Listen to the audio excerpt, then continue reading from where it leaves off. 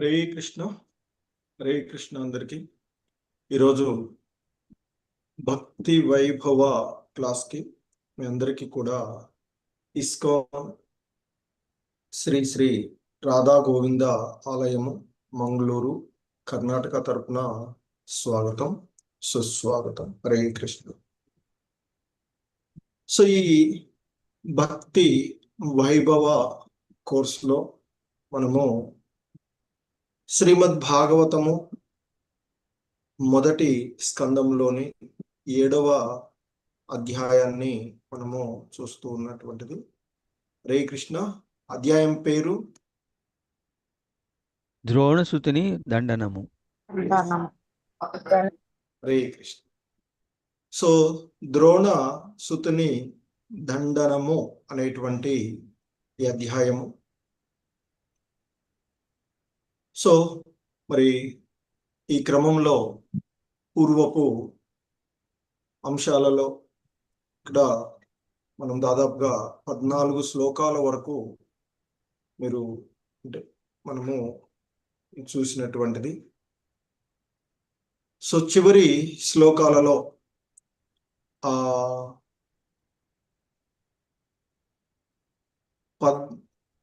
11వ శ్లోకం నుంచి అనుకుంటా. సో 11వ శ్లోకంలో చెప్పబడుతుంది, శ్రీల వ్యాసదేవుని తనయుడైనటువంటి సుఖదేవ గోస్వామి పరమశక్తివంతుడే గాక విష్ణుజనులకు పరమ ప్రియుడైనటువంటి వాడు. ఆ విధంగా అతడు గొప్ప ఆఖ్యానం అంటే శ్రీమద్ భాగవతము అధ్యయనమును కావించినటువంటి స్థితి చెప్తూ, సో ఇంకా మరి సూత గోస్వాములు వారు మరి సౌనకాది ముని అధ్యక్షత ఉన్నటువంటి ఋషులతో పలుకుతూ ఉన్నటువంటి అంశాలను మనము చూస్తూ ఉన్నటువంటిది. ఆ క్రమంలోనే ఆయన చెప్తాడు, శ్రీకృష్ణ భగవానుని దివ్య చరితమును, రాజర్షి అయినటువంటి పరీక్షిత్ మహారాజు యొక్క జన్మ కర్మ ముక్తి వృత్తాంతమును, పాండుతనయుల మహాప్రస్థానమును నేనిప్పుడు నీకు వర్ణించదును అంటూ సూత గోస్వాముల వారు చెప్తూ ఉన్నటువంటి విషయాలలోకి మనము ఎంటర్ అయినటువంటిది. సో ఆ క్రమంలోనే పూర్వపు 13 మరియు 14 శ్లోకాలలో కురు పాండవ ఇరుపక్షమందలి వీరులు కురుక్షేత్ర రణరంగమునందు చంపబడి తమకు తగిన గమ్యస్థానాలు పొందినారు అని, ధృతరాష్ట్రుని తనయుడు భీముడు గదాఘాతముల చేత ఉరువులు విరుగగొట్టబడి శోకతప్తుడై నేలపై పడి ఉండెను. ఆ సమయంలో ద్రోణాచార్యుని తనయుడైనటువంటి అశ్వత్థామ, ఆ ద్రోణసుతుడు, నిదురించుచున్నటువంటి ద్రౌపది తనయుల శిరములను ఖండించి తన కార్యం చేత అతడు ప్రియమునందునని భావించి వాటిని తన ప్రభువునకు కానుకగా నొసగెను.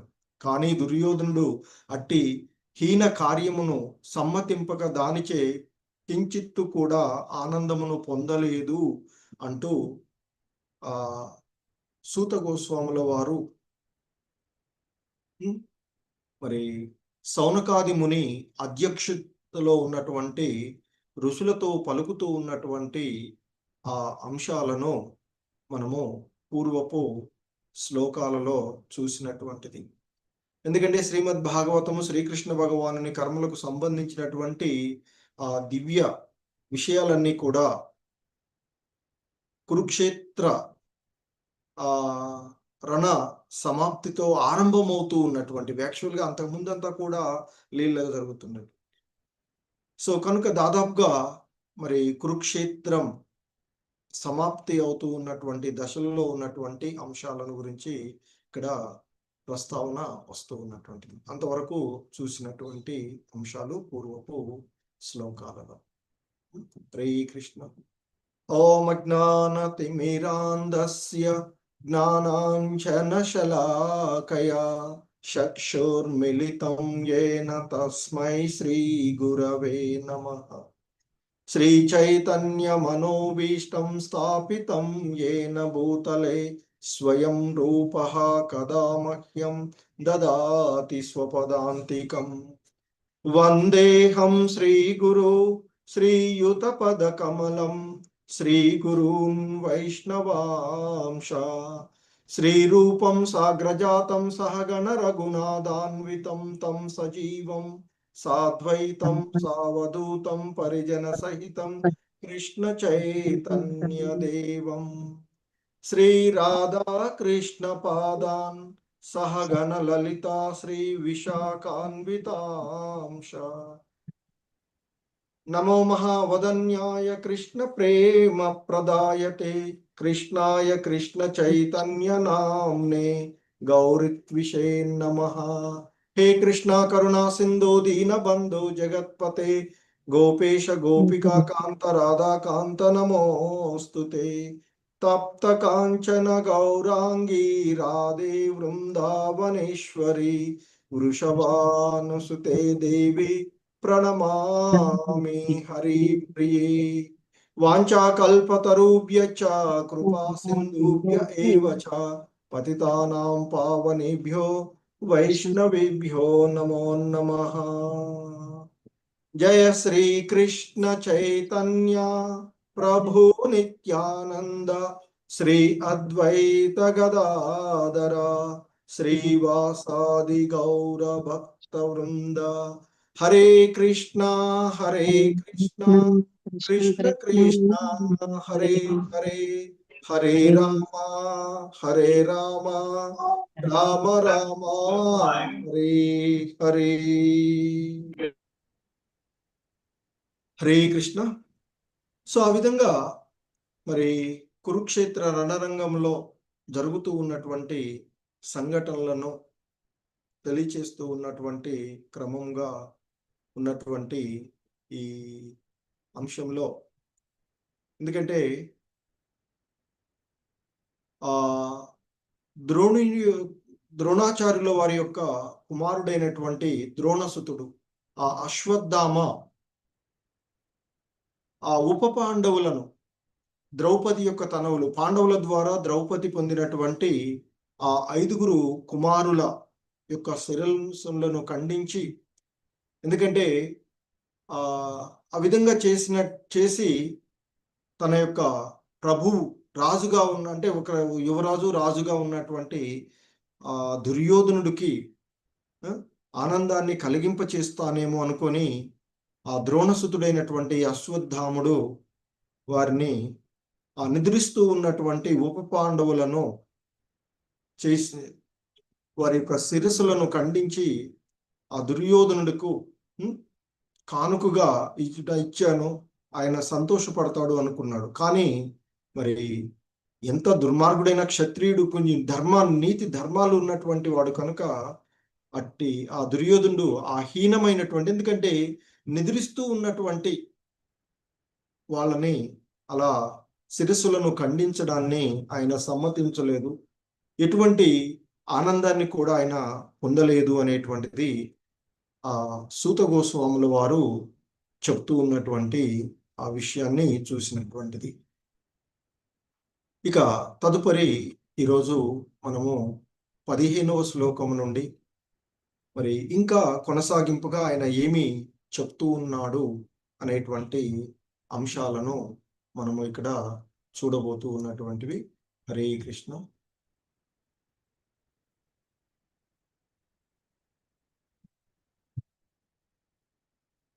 స్క్రీన్ వస్తుంది కదా ప్రభు?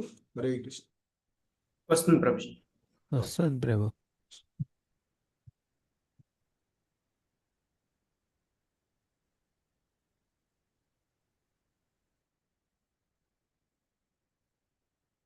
శ్రీమద్ భాగవతము మొదటి స్కందము 7వ అధ్యాయము 15వ శ్లోకంలో ఈ విధంగా సూత గోస్వాముల వారు ఇంకా కొనసాగిస్తూ చెప్తూ ఉన్నటువంటి విషయం.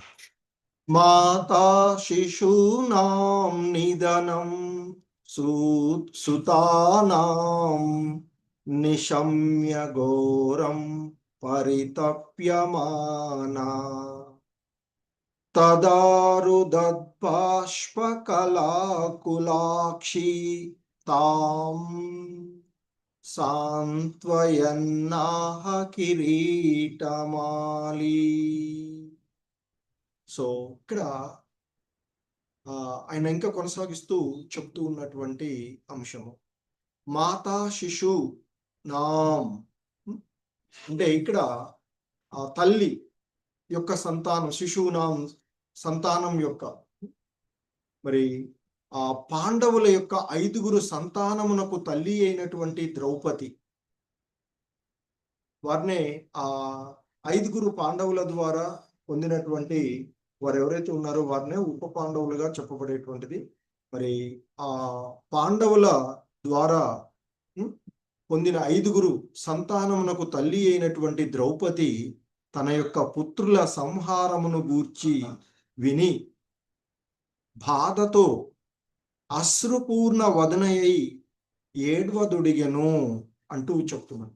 ఒకళ్ళు కాదు, ఇద్దరు కాదు కదా, 5 కుమారులను ఒకేసారి, అందులోనూ నిద్రిస్తూ ఉన్నటువంటి, ఏమి ఒక యుద్ధ రణరంగంలో సంహరించబడ్డాడు అంటే స్వర్గప్రాప్తి లభిస్తుంది, కానీ అమాయకంగా వాళ్ళు నిద్రిస్తూ ఉన్నటువంటి ఆ పాండవుల 5 యొక్క సంతానమైనటువంటి ఆ సంతానానికి తల్లి అయినటువంటి ద్రౌపది తన యొక్క పుత్రుల సంహారాన్ని గూర్చి విని బాధతో అశ్రుపూర్ణ వదనయ్యి ఏడ్వదొడిగినది చెప్తున్నారు. జరిగిన తీవ్రమైనటువంటి నష్టమునకు అర్జునుడు అంతటా ఆమెను ఓదార్చుచు ఇట్లు పలికెను అంటూ అక్కడ జరిగినటువంటి సంఘటనలకు, ఆ ఘోరమైనటువంటి సంఘటనను విని ఆమె శోకతప్త హృదయంతో ఏడుస్తూ ఉన్నటువంటి, అంటే అశ్రుపూర్ణ అయినటువంటి ఆమెగా చెప్తూ ఉన్నారు ఇక్కడ. బాష్పకల అకుల అక్షి అని ఆమెని ఇక్కడ సంబోధించబడినటువంటిది. సో ఆమెని ఆ కిరీటమాలి అనేటువంటిది అర్జునుడికి ఇవ్వబడినటువంటి ఒక పేరు. సో కనుక ఆ అర్జునుడు ఆమెని ఓదార్స్తూ ఉన్నటువంటి, ఎందుకంటే తీవ్రమైనటువంటి నష్టం, ఎందుకంటే పుత్ర శోకము, తల్లి, అందులోనూ 5 పుత్రులను ఒకేసారి అలా వారు సంహరించబడడం, వారి యొక్క శిరస్సులు ఖండించినటువంటి ఆ విషయాన్ని గురించి విని ఎంతో బాధతో అశ్రుపూర్ణ వదన అయినటువంటి ఆమె ఏడుస్తూ ఉన్నటువంటి ఆ ద్రౌపదిని ఇక్కడ ఆ కిరీటమాలి అని సంబోధించబడినటువంటి అర్జునుడు ఆమెను ఓదారుస్తూ పలికినటువంటి విషయాలను గురించి ఇక్కడ చెప్తూ ఉన్నటువంటి అంశము తదుపరి శ్లోకంలో.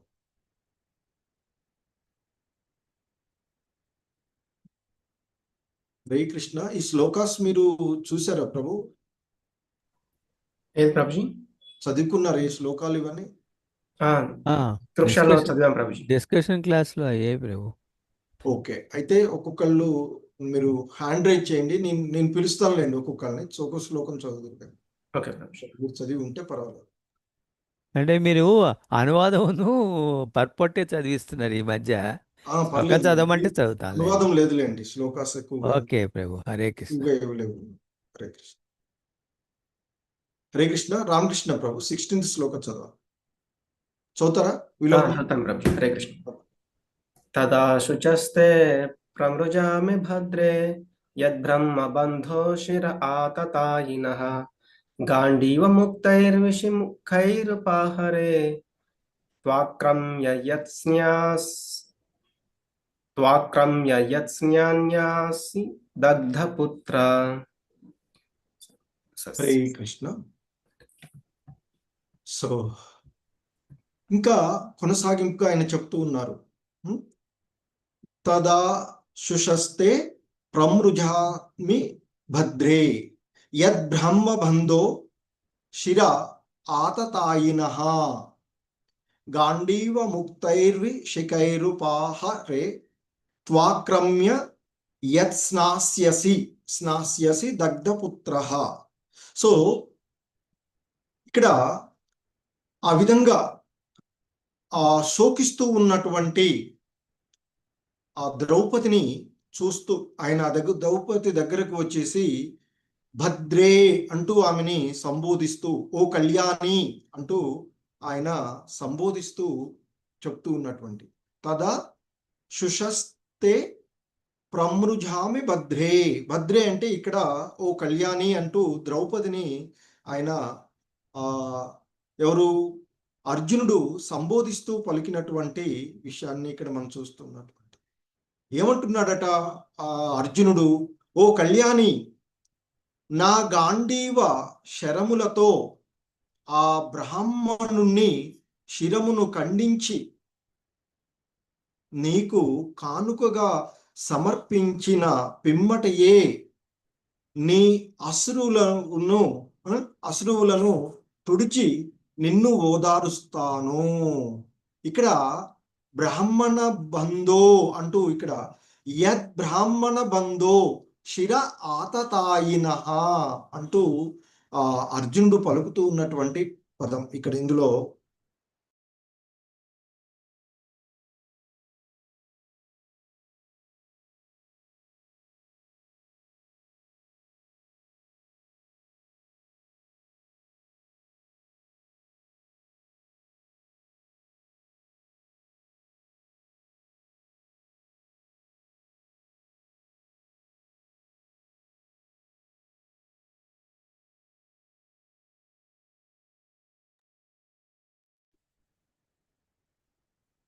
వాయిస్ వస్తుందా అందరికి? నాకు రావట్లేదు. నెట్ పోయినట్టుంది ప్రభు ఇది. Okay okay okay.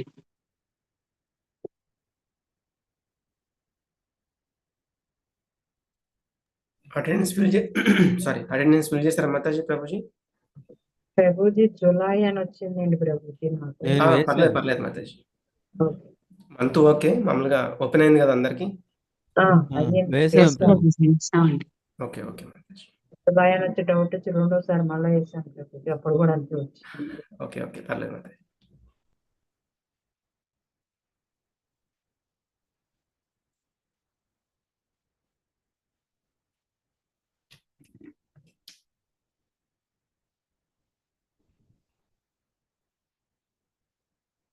Hare Krishna.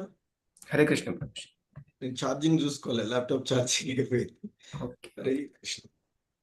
Okay, ఒకసారి మీకు ఇచ్చేసి. హరే కృష్ణ. Okay madam, Hare Krishna.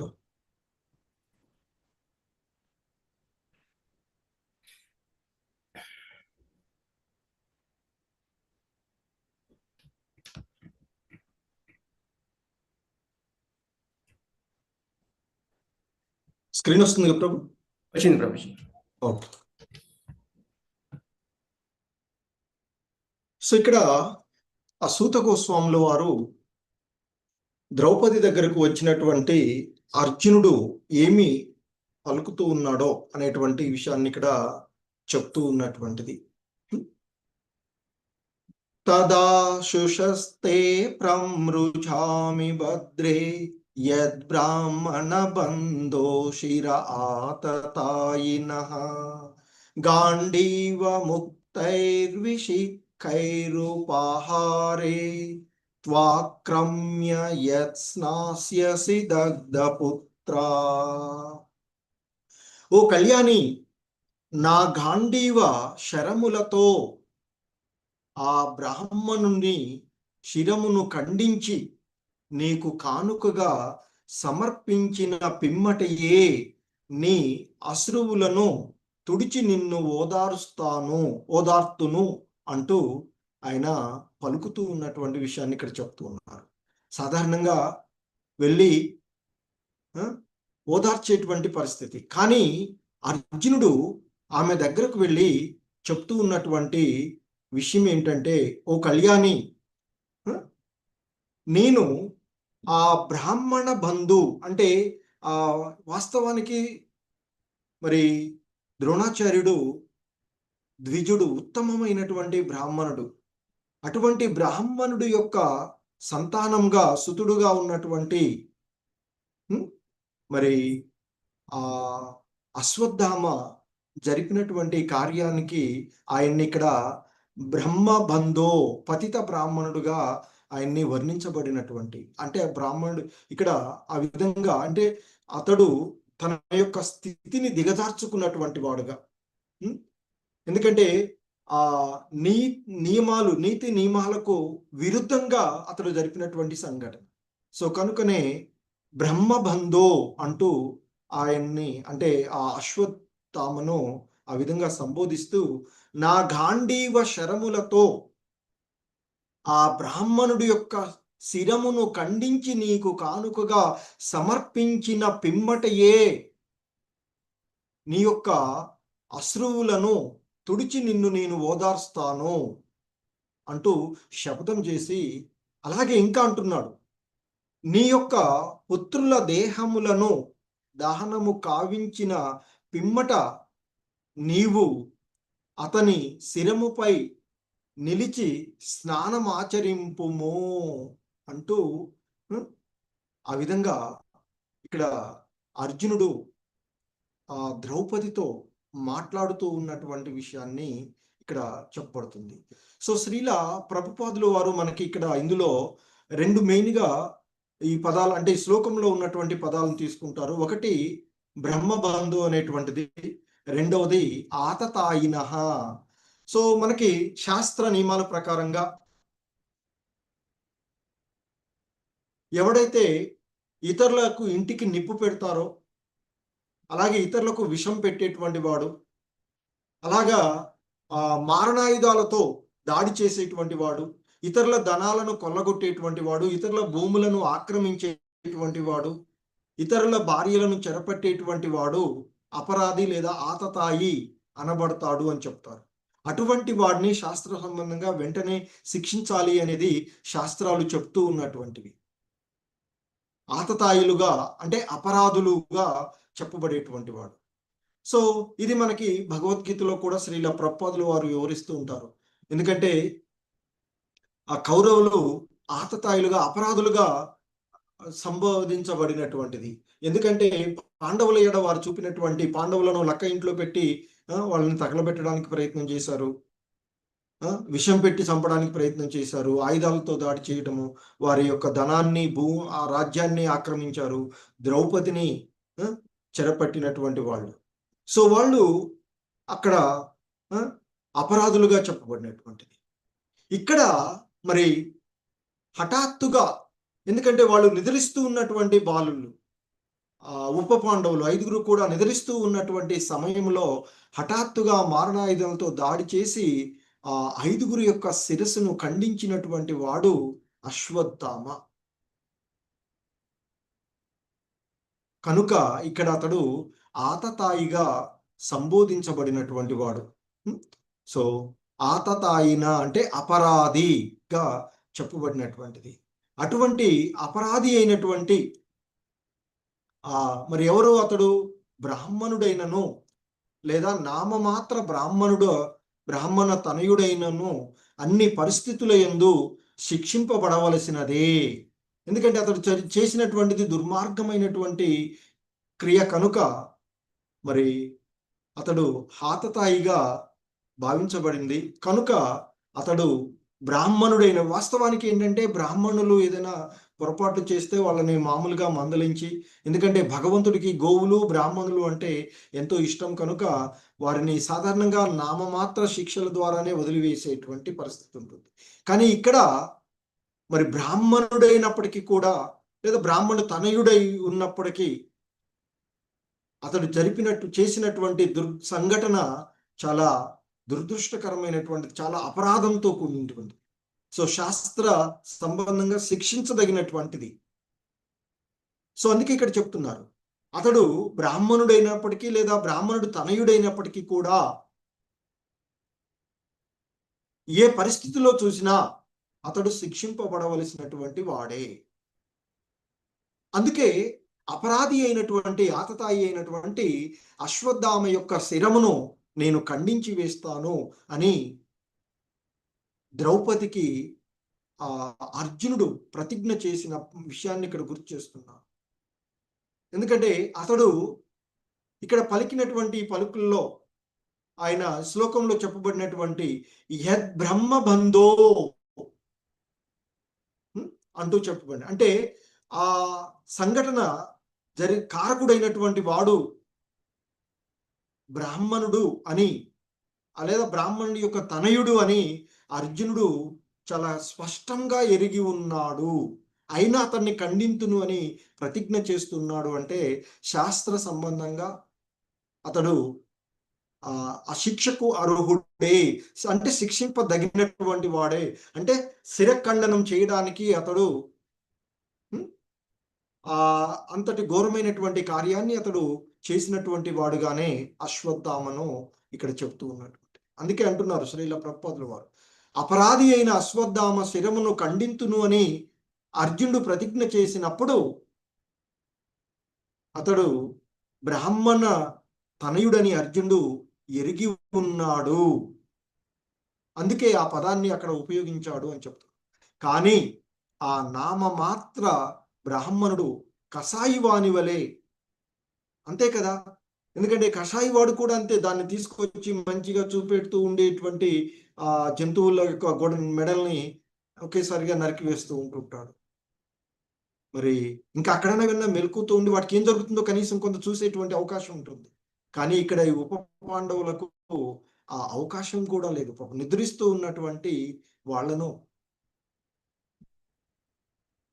ఆ నామమాత్ర బ్రాహ్మణుడు, అంటే బ్రాహ్మణ పుత్రుడుగా, బ్రాహ్మణ తనయుడుగా ఉన్నటువంటి ఆ అశ్వత్థామ కషాయివాని వలె వర్తించినందువలననే అర్జునుడు అతన్ని బ్రాహ్మణుడుగా పరిగణించకుండా ఒక కషాయివాడిలాగా భావించి అతని యొక్క శిరాన్ని ఖండించి తీసుకొస్తాను, ఆ శిరస్సు పైన నీవు నిలబడి స్నానం చెయ్యి, నీ పుత్రుల యొక్క దహనము జరిగిన పిమ్మట అంటూ చెప్పబడినటువంటి విషయాన్ని ఇక్కడ చెప్తున్నారు. ఇక్కడ యత్ స్నాస్యసి దగ్ధపుత్ర, నీ పుత్రుల యొక్క దహన సంస్కారాలు జరిపిన పిమ్మట త్వా ఆక్రమ్య యత్ అంటే ఏదైతే నేను శిరాన్ని ఖండించి తీసుకొస్తానో ఆ శిరస్సు పైన నీవు నిలబడి స్నానం ఆచరించుము, నీ పుత్రుల యొక్క దహన సంస్కారం జరిగిన పిమ్మట అంటూ మరి ఆ అర్జునుడు చేసినటువంటి ప్రతిజ్ఞను ఇక్కడ గుర్తు చేస్తూ ఉన్నటువంటి. సో ఎందుకంటే ఆ అశ్వత్థామ, ద్రోణసుతుడు అయినటువంటి అశ్వత్థామ కషాయివాని వలె ప్రవర్తించి ఉన్నటువంటి కారణంగా అతడు బ్రాహ్మణుడు అయినప్పటికీ కూడా అతన్ని బ్రాహ్మణుడుగా కాక ఒక కషాయివాని వలెగానే భావించాడు. కనుకనే ఆ కారణంగానే శత్రువుగా నిరూపించబడినట్టి బ్రాహ్మణుని వధించటంలో పాపం అనేటువంటి ప్రశ్నయే ఉంది. ఎందుకంటే ఇంతకుముందు చెప్పినట్లుగా ఈ 6 రకాలు, ఇంటికి నిప్పి పెట్టేటువంటి వాడు, విషాన్ని పెట్టి ఇతరులకు విషయాన్ని పెట్టి చంపేటువంటి వాడు, హఠాత్తుగా మారణాయుధాలతో దాడి చేసేటువంటి వాడు, ఇతరుల ధనాలను కొల్లగొట్టేటువంటి వాడు, ఇతరుల యొక్క భూములను ఆక్రమించేటువంటి వారు, ఇతరుల భార్యలను చెరపట్టేటువంటి వాడు, వీళ్ళు 6 కూడా 6 రకాలైనటువంటి అపరాధాలు చేసే వాళ్ళు వెంటనే శిక్షించబడాలి అనేది శాస్త్రాల్లో చెప్పబడుతున్నారు వారికి. సో అందుకే ఇక్కడ మరి ఆ బ్రాహ్మణుడు తనయుని వధించడంలో అతనికి అర్జునుడు ఎటువంటి పాపము లేదు అని ఆ విధంగానే అతని శిరస్సును ఖండించి తీసుకొస్తాను నీకు అంటూ ద్రౌపదికి ప్రతిజ్ఞ చేసినటువంటి విషయాన్ని శ్రీల ప్రభుపాదుల వారు ఇక్కడ మనకి తెలియచేస్తూ ఉన్నటువంటిది. హరే కృష్ణ. భవానీ మాతాజీ చదువుతారు ఈ శ్లోకం? చదువుతాను. హరే కృష్ణ ప్రభుజీ, ప్రణామం. 17. ఇతి ప్రియాం వల్గు విచిత్ర జల్పైః ప్రశాంత్వయిత్వాచ్యుతమిత్ర సూతః అన్వాద్రవద్దం సిత ఉగ్రధన్వా కపిధ్వజో గురుపుత్రం రథేన. హరే కృష్ణ ప్రభుజీ. హరే కృష్ణ. సో ఇంకా చెప్తూ ఉన్నారు సూత గోస్వాముల వారు ఈ విధంగా, ఇతి ప్రియాం వల్గు, ఇతి అంటే ఈ విధంగా, ప్రియాం మరి తనకు ప్రియురాలు భార్య అయినటువంటి ఆ ద్రౌపదితో మరి అర్జునుడు ఇక్కడ చెప్తున్నారు.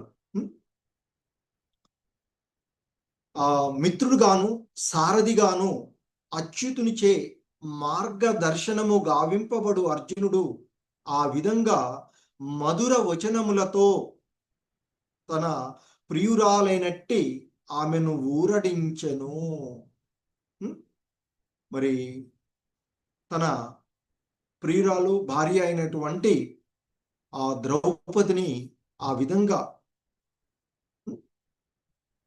మరి అర్జునుడు ఆమె అంటే ఆ బాధ నుండి బయటపడే విధంగా, ఎందుకంటే తన పుత్రులు ఆ మరణానికి కారణమైనటువంటి వాడి యొక్క శిరస్సును ఖండించి తీసుకొస్తాను, మరి నీ పుత్రుల యొక్క దహన సంస్కారం పూర్తి అయిన పిదప నువ్వు చేసేటువంటి స్నానం ఏదైతే ఉందో అది వారి మరణానికి కారణమైనటువంటి అతడి శిరస్సుపై నిలబడి స్నానమాచరించు, తద్వారా ఆ విధంగా నీ యొక్క కసి తీరుతుంది అనేటువంటి విధంగా ఆ అర్జునుడు ద్రౌపదితో పలికాడు అనేటువంటి విషయాన్ని చెప్తున్నారు. పలికి ఇంకా చెప్తున్నారు తదుపరి ఆ అర్జునుడు కవచమును ధరించి ఉగ్రాయుధములను బూని రథమును ఎక్కి గురుపుత్రుడైన అశ్వత్థామను వెంబడించెను. ఇక్కడ కపిధ్వజో గురుపుత్రం రథేనా అంటూ చెప్తున్నట్టు. సో ఒక రకంగా ఇక్కడ అశ్వత్థామ బ్రాహ్మణుడు, ఇంకొకటి తనకు ఎంతో ప్రియమైనటువంటి గురువు యొక్క పుత్రుడు, గురువు యొక్క తనయుడు. సో మరి ఇన్ని సంఘటనల మధ్య ఇక్కడ ఉన్నటువంటి పరిస్థితి. ఎందుకంటే అర్జునుడికి ఒకటి బ్రాహ్మణ్ వధ అవుతుంది, ఇంకొకటి ఏంటంటే తనకి ఎంతో ప్రియమైన, ఎందుకంటే కురుక్షేత్ర రణరంగంలో మొదట్లో అతడు యుద్ధం చేయడానికి చెయ్యను అని చెప్పడానికి కారకులలో ఒకరు ద్రోణాచార్యుడు, ఇంకొకరు తన పితామహుడు అయినటువంటి భీష్మాచార్యుడు. వీరిని చెప్పి నేను యుద్ధం చెయ్యనయ్యా అన్నాడు. కానీ ఇప్పుడు అతని యొక్క సంఘటన ఏంటి పరిస్థితి అంటే తన గురుపుత్రుడైనటువంటి గురువు తనయుని శిరస్సును ఖండించడానికి అతడు సిద్ధమైపోయినటువంటి విషయం. ఇతి ప్రియాం వల్గు విచిత్ర జల్పైః స సాంత్వయిత్వాచ్యుత మిత్రసూత. ఇక్కడ అచ్యుతుడు మిత్రుడు రథసారథి, అతనికి తనకు ఆ రథానికి సారథిగా ఉన్నటువంటి వాడు కదా.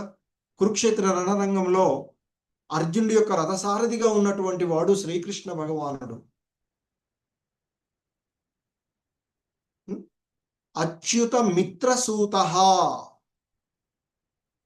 శ్రీకృష్ణునిచే సారథిగా అంటే శ్రీకృష్ణుడే ఆయనకు రథసారథిగా ఉన్నటువంటి వాడు, అలాగే మిత్రుడు, మరియు ఇంకా కురుక్షేత్ర రణరంగంలో అతడు తనకు గురువుగా కూడా స్వీకరించినటువంటి వాడు అర్జునుడు. శరణాగతుడై నేను నీకు శరణాగతునవుతున్నాను శిష్యుడను అంటూ అడుగుతాడు.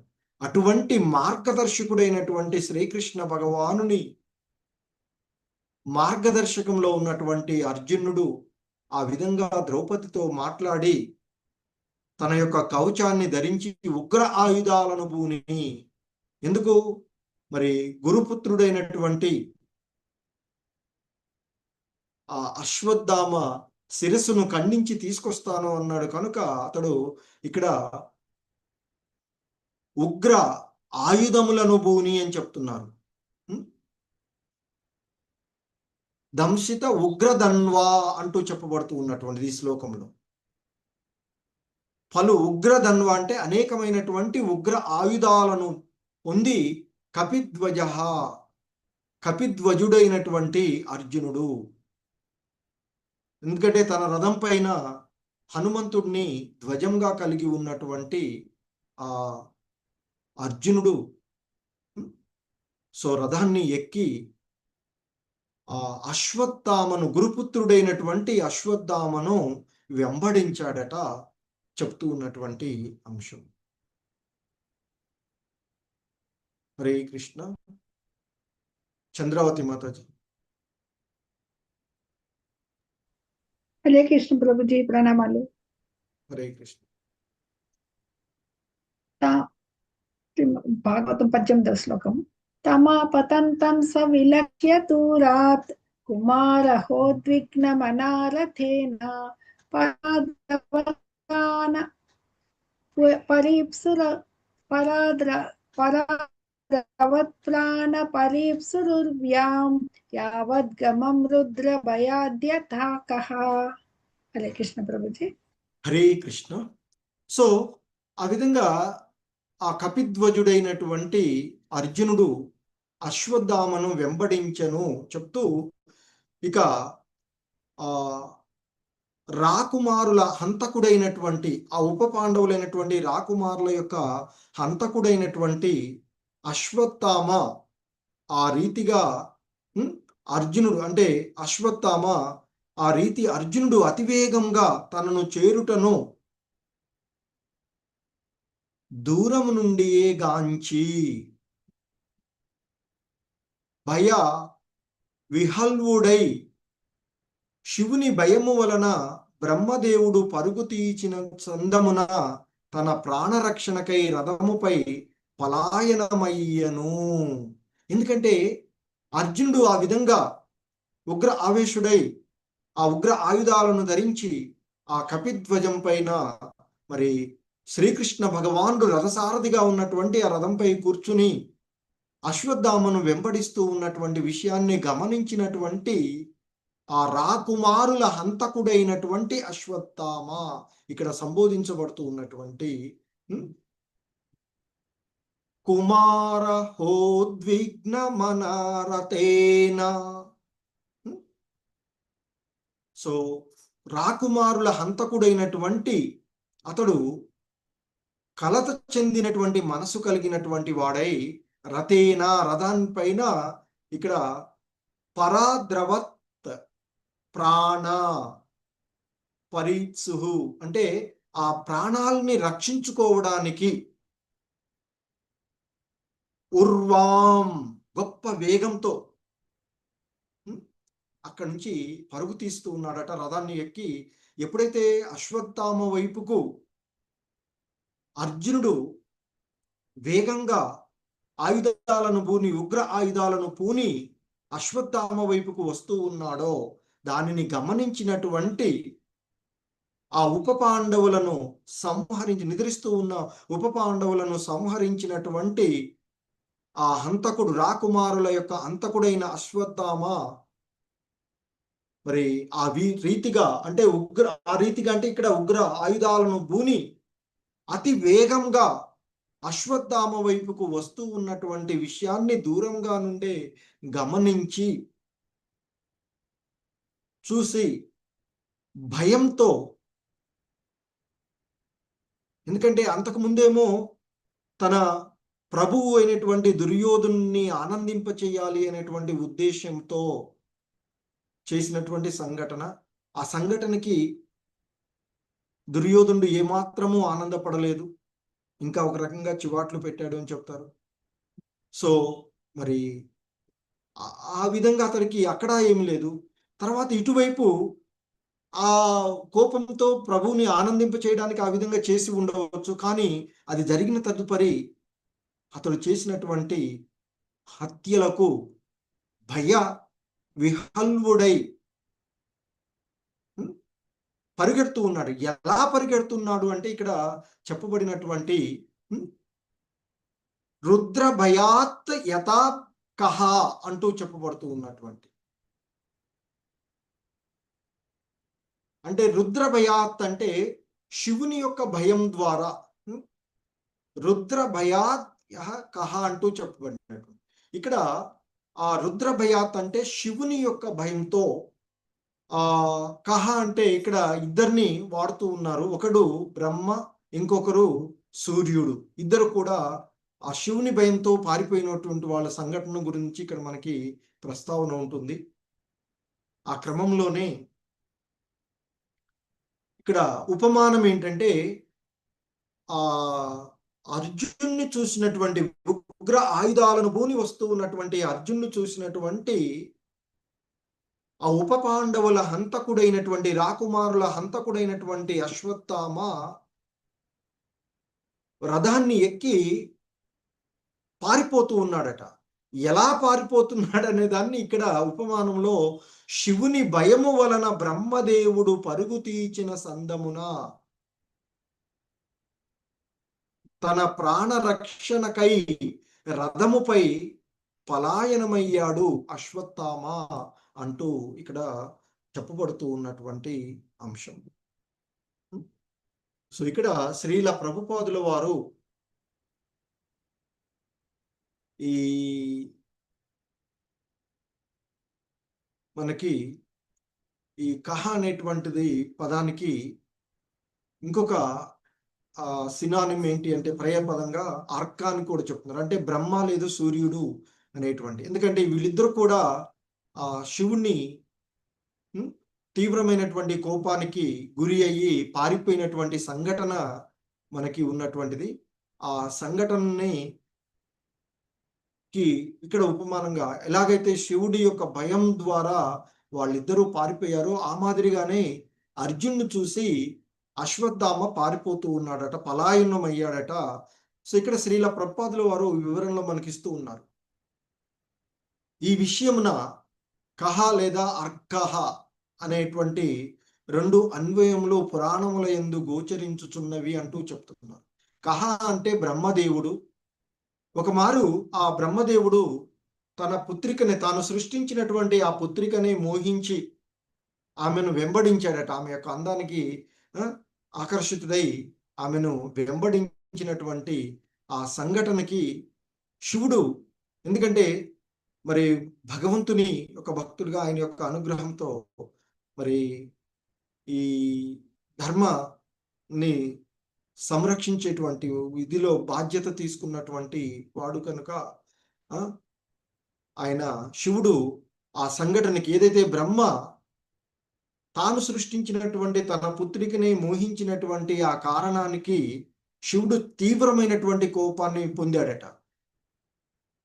అప్పుడు ఆ శివుడు త్రిశూలంతో బ్రహ్మను దండింపగోరగా అతడు ప్రాణభయంతో పలాయనమయ్యాడట. అలాగే మరొక సంఘటన అర్క అనేటువంటిది సూర్యుడు అనేటువంటి చెప్తుంటారు. వామన పురాణం నందు ఒక అన్వయం ఉన్నటువంటి చెప్తుంటారు.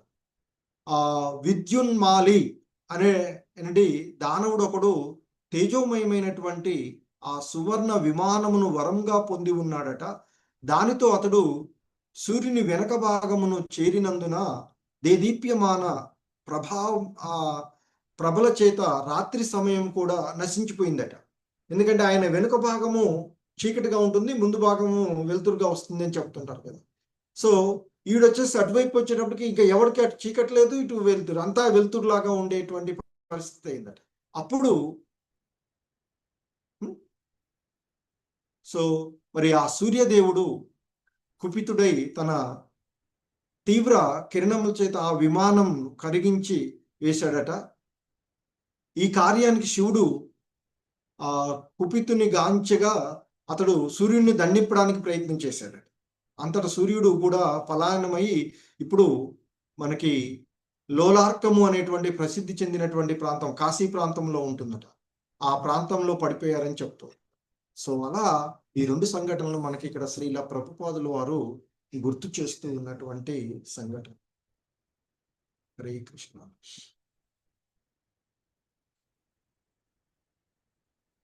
కాళింది ప్రియరాణి దేవిదాసి మాతాజీ. థ్రోట్ ప్రాబ్లం ఉంది ప్రభుజీ, చదవటానికి అంతగా. ఓకే సరే, సారీ ప్రభుజీ. హరే కృష్ణ. ఓకే. రాజేశ్వరి మాతాజీ. హరే కృష్ణ ప్రభుజీ. ప్రణామాలు ప్రభుజీ. హరే కృష్ణ. యథా శరణమాత్మానం ఐక్షతశ్రాంతవాజినం అస్త్రం బ్రహ్మ శిరో మేనే ఆత్మత్రాణం ద్విజాత్మజః. ప్రభుజీ అనువాదం. హరే కృష్ణ. ప్రభుజీ సో ధన్యవాదాలు. ఇంకా కొనసాగిస్తూ చెప్తూ ఉన్నారు. పూర్వపు శ్లోకంలో చెప్పబడినట్లుగా ఎప్పుడైతే అర్జునుడు అతి వేగంగా అశ్వత్థామను సమీపిస్తూ ఉన్నాడో ఆ అశ్వత్థామ ఆ సంఘటనను చూసి దూరం నుండి చూసి విహల్వుడై పరుగు తీసినటువంటి రథాన్ని ఎక్కి పరుగు తీస్తూ ఉన్నటువంటి సంఘటన చెప్పబడింది. అలా అలా పరుగు తీస్తూ ఉన్నటువంటి యథా అంటే ఎప్పుడైతే మరి రథాశ్వములు అలసట చెందుటను గాంచిన అలా ఇద్దరు పరిగెడుతూ ఉంటే అశ్వత్థామ రథంపై ఎక్కి పరిగెడుతూ ఉంటే వెనక శ్రీకృష్ణ భగవానుడు రథసారథిగా ఉన్నటువంటి అర్జునుడు అతన్ని వెంబడిస్తూ ఉన్నటువంటి. ఆ విధంగా పరిగెడుతూ పరిగెడుతూ పరిగెడుతూ పోతూ ఉన్న కొంత సమయానికి అశ్వత్థామ యొక్క రథ అశ్వాలు అలసట చెందిన దాని విషయాన్ని ఆ అశ్వత్థామ గమనించాడట. ఇక నేను ఇంకా పరిగెట్టలేవు నా అశ్వంలో. సో ఇక్కడ చెప్తున్నారు యదా శరణమాత్మానమైక్షత శ్రాంతవాజినం. ఇక్కడ శ్రాంతవాజినం అంటే అశ్వములు అలచట నొందగా. అస్త్రం బ్రహ్మ శిరోమేనే ఆత్మత్రాణం ద్విజాత్మజ. సో ఇక ఎప్పుడైతే అలా పరిగెడుతూ ముందు అశ్వత్థామ పరిగెడుతూ ఉంటే రథం పైన వెనక అర్జునుడు రథంతో వెంబడిస్తూ ఉన్నటువంటి అలా జరుగుతూ ఉన్నటువంటి సమయం తర్వాత ఇక అశ్వత్థామకు అర్థమైంది ఇంకా నా గుర్రాలు పరిగెట్టేటువంటి స్థితిలో లేవు, నా యొక్క గుర్రములు ఆ రథాశ్వములు అలసట చెందినటువంటి విషయాన్ని అతడు గమనించాడట. గమనించి ఇక తన రక్షణ కొరకు ఆ బ్రాహ్మణ తనయుడైనటువంటి ఇక్కడ ఆ అశ్వత్థామ బ్రహ్మ శిరోహో అనేటువంటి ఇక్కడ అని పదం అంటే అతి ఘనమైన లేదా చరమ అంటే అన్వాయుధముగా చెప్పబడేటువంటి ఆయుధాన్ని అంటే తన దగ్గర ఉన్నటువంటి అత్యుత్తమమైనటువంటి అతి ఘనమైనటువంటి ఆయుధాన్ని అతడు ప్రయోగించడానికి తప్ప వేరొక మార్గం లేదు అని అశ్వత్థామ. ఎందుకంటే నేను ఇక అర్జునుడి నుంచి ఎలా పరిగెడుతూ నేను రక్షించుకోలేను, ఇక పరిగెట్టలేను, ఎక్కడికి వెళ్ళా నన్ను వెంబడిస్తాడు రథసారథి శ్రీకృష్ణ భగవానుడు ఉన్నాడు. సో కనుక ఇంకా ఎంత దూరం పరిగెట్టినా నేను తప్పించుకోలేను. ప్లస్ నా యొక్క రథాలకు అంటే అశ్వములు కూడా అలసట చెంది ఇక అవి పరిగెట్టేటువంటి స్థితిలో లేవు, కాబట్టి వారి నుండి నేను దూరంగా వెళ్ళలేను అని భావించి తనను రక్షించుకోవడానికి దగ్గరకు వచ్చాడంటే నన్ను ఎలాగూ సంహరిస్తాడు. ఎందుకంటే అతడు జరిపినటువంటి దుర్మార్గమైనటువంటి సంఘటనగా అతనికి అర్థమైంది. సో కాబట్టి ఇక నేనేం చేయాలి ఇప్పుడు? నన్ను నేను రక్షించుకోవడానికి అన్వాయుధము బ్రహ్మాస్త్రం, ఇక తన రక్షణకు బ్రహ్మాస్త్ర ప్రయోగము తప్ప వేరొక మార్గము లేదని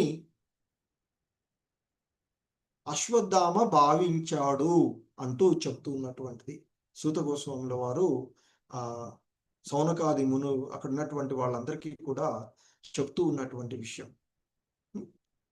ఎప్పుడైతే అశ్వత్థామ యొక్క అంటే పరిగెట్టాడు, కొంత ప్రయత్నం చేశాడు. ఎందుకంటే ఎలాగూ అర్జునుడు ఎదుర్కోలేడు అని తెలుసు. ఎందుకంటే ఎంతో కుమారులను కోల్పోయి ఎంతో కోపంతో ఉన్నటువంటి వాడు కదా. సో కనుక ముందుగా అక్కడి నుంచి తప్పించుకొని వెళ్దామని ప్రయత్నం చేశాడు, కానీ అది సాధ్యం కాలేదు. అలాంటి పరిస్థితులలో అశ్వత్థామ తన రక్షణ కొరకు తనకు తెలిసినటువంటి అతి ఘనమైన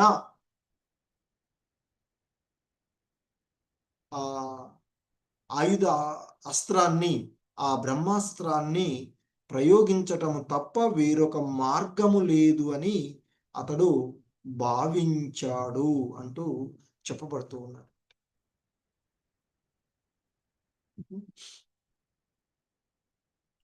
సో దీనికి శ్రీల ప్రభుపాదుల వారి యొక్క భాష్యము మనకు ఈ విధంగా ఇక్కడ చెప్పబడుతూ ఉంది. అత్యంత ముఖ్య విషయమునే గత్యంతరము లేనటువంటి పరిస్థితులలో బ్రహ్మాస్త్రం అనేది అన్వాయుధమును ప్రయోగింపవలెను. సో కనుక ఇక్కడ అశ్వత్థామ ద్రోణాచార్యుడి తనయుడైనను యోగ్యత కలిగిన బ్రాహ్మణుడు కానందున ద్విజాత్మజః అను పదము ఇచ్చట చాలా ప్రాధాన్యత పొందినటువంటిది అంటూ చెప్తున్నటువంటిది. ఇక్కడ ఆత్మత్రాణం ద్విజాత్మజః అంటూ చెప్పబడినటువంటి. ఆత్మత్రాణం అంటే తనను తాను రక్షించుకోవడానికి, ద్విజాత్మజ అంటే ఆ బ్రాహ్మణుడి యొక్క తనయుడు అని చెప్పబడుతూ ఉన్నటువంటి. సో అశ్వత్థామ ద్రోణాచార్యుడి యొక్క తనయుడైనప్పటికీ కూడా యోగ్యత కలిగినటువంటి బ్రాహ్మణుడు కాదు. కనుకనే ఇక్కడ ఆ పదము ద్విజాత్మజ అనేటువంటి పదము ప్రముఖమైనది అంటూ చెప్తూ ఉన్నాం. ఎందుకంటే సాధారణంగా మనకి బ్రాహ్మణుడు అనేటువంటి వాడు మేధా సంపన్నుడైనటువంటి మానవుడు, సమాజానికి అవసరమైనటువంటి మార్గదర్శకాలను ఇవ్వగలిగేటువంటి మానవుడే బ్రాహ్మణుడు అనబడేటువంటి వాడు. మరి ఇక్కడ అశ్వత్థామ చేసినటువంటిది ఒక సత్వగుణంలో ఉండి సమాజ హితానికి మార్గదర్శకం చేయవలసినటువంటి ఒక మానవుడు ప్రవర్తన లాగా లేదు కదా. కనుకనే మరి అతడు అయోగ్యుడైనటువంటి బ్రాహ్మణుడిగా ఇక్కడ అతడు సంబోధించబడ్డాడు అని చెప్పబడుతూ ఉన్నాడు.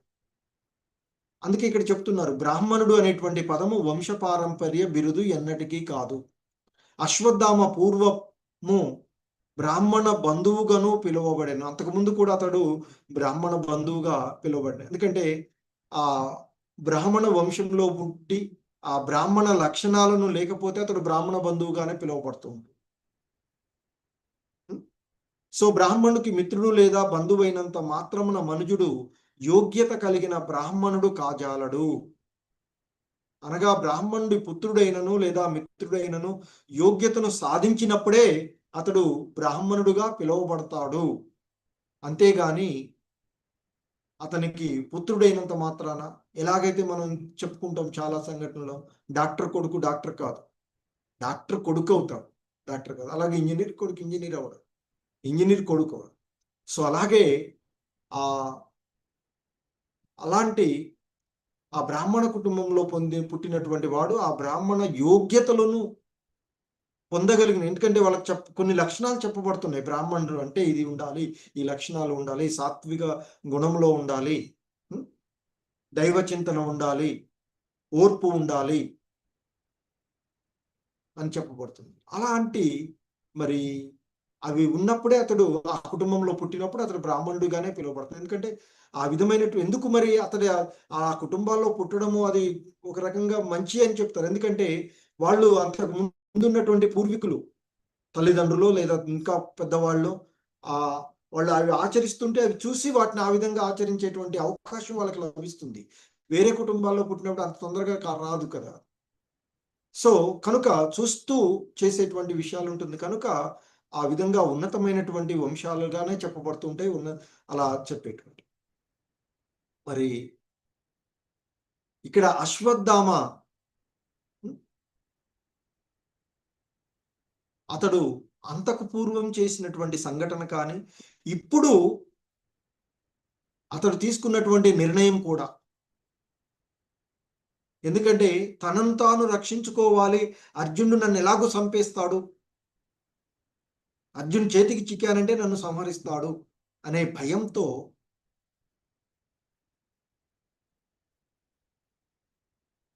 పరిపక్వమైనటువంటి నిర్ణయం తీసుకోలేకపోయాడు.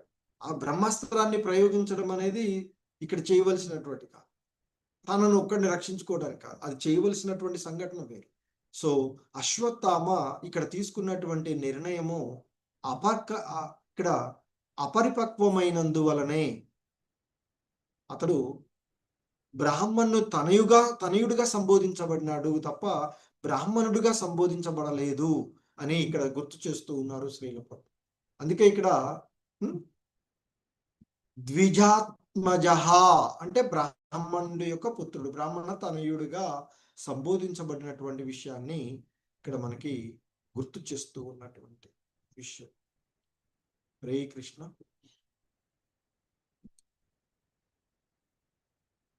ఎం కళ్యాణి మాతాజీ. హరే కృష్ణ ప్రభుజీ.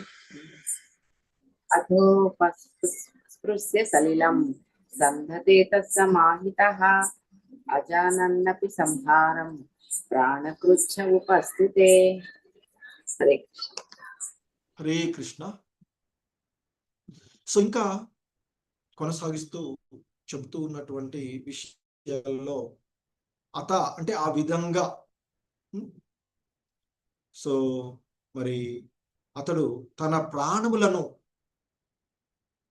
తన యొక్క ప్రాణము, ఎందుకంటే అర్జునుడు చేతికి చిక్కాను అంటే సంహరిస్తాడు అనేటువంటి ఒక భయంతో తన ప్రాణము ఆపదకు గురి అయింది అని అతడు తెలుసుకొని, గురి అయినందున అతడు ఇక జలమును స్పృశించి ఉపసంహరించుటను ఎరుగకున్నను బ్రహ్మాస్త్రమును ప్రయోగించుటకై మంత్రోచ్చరణమున సమాహితుడయ్యను అని చెప్తున్నారు. ఎందుకంటే మరి ఆ బ్రహ్మాస్త్రాన్ని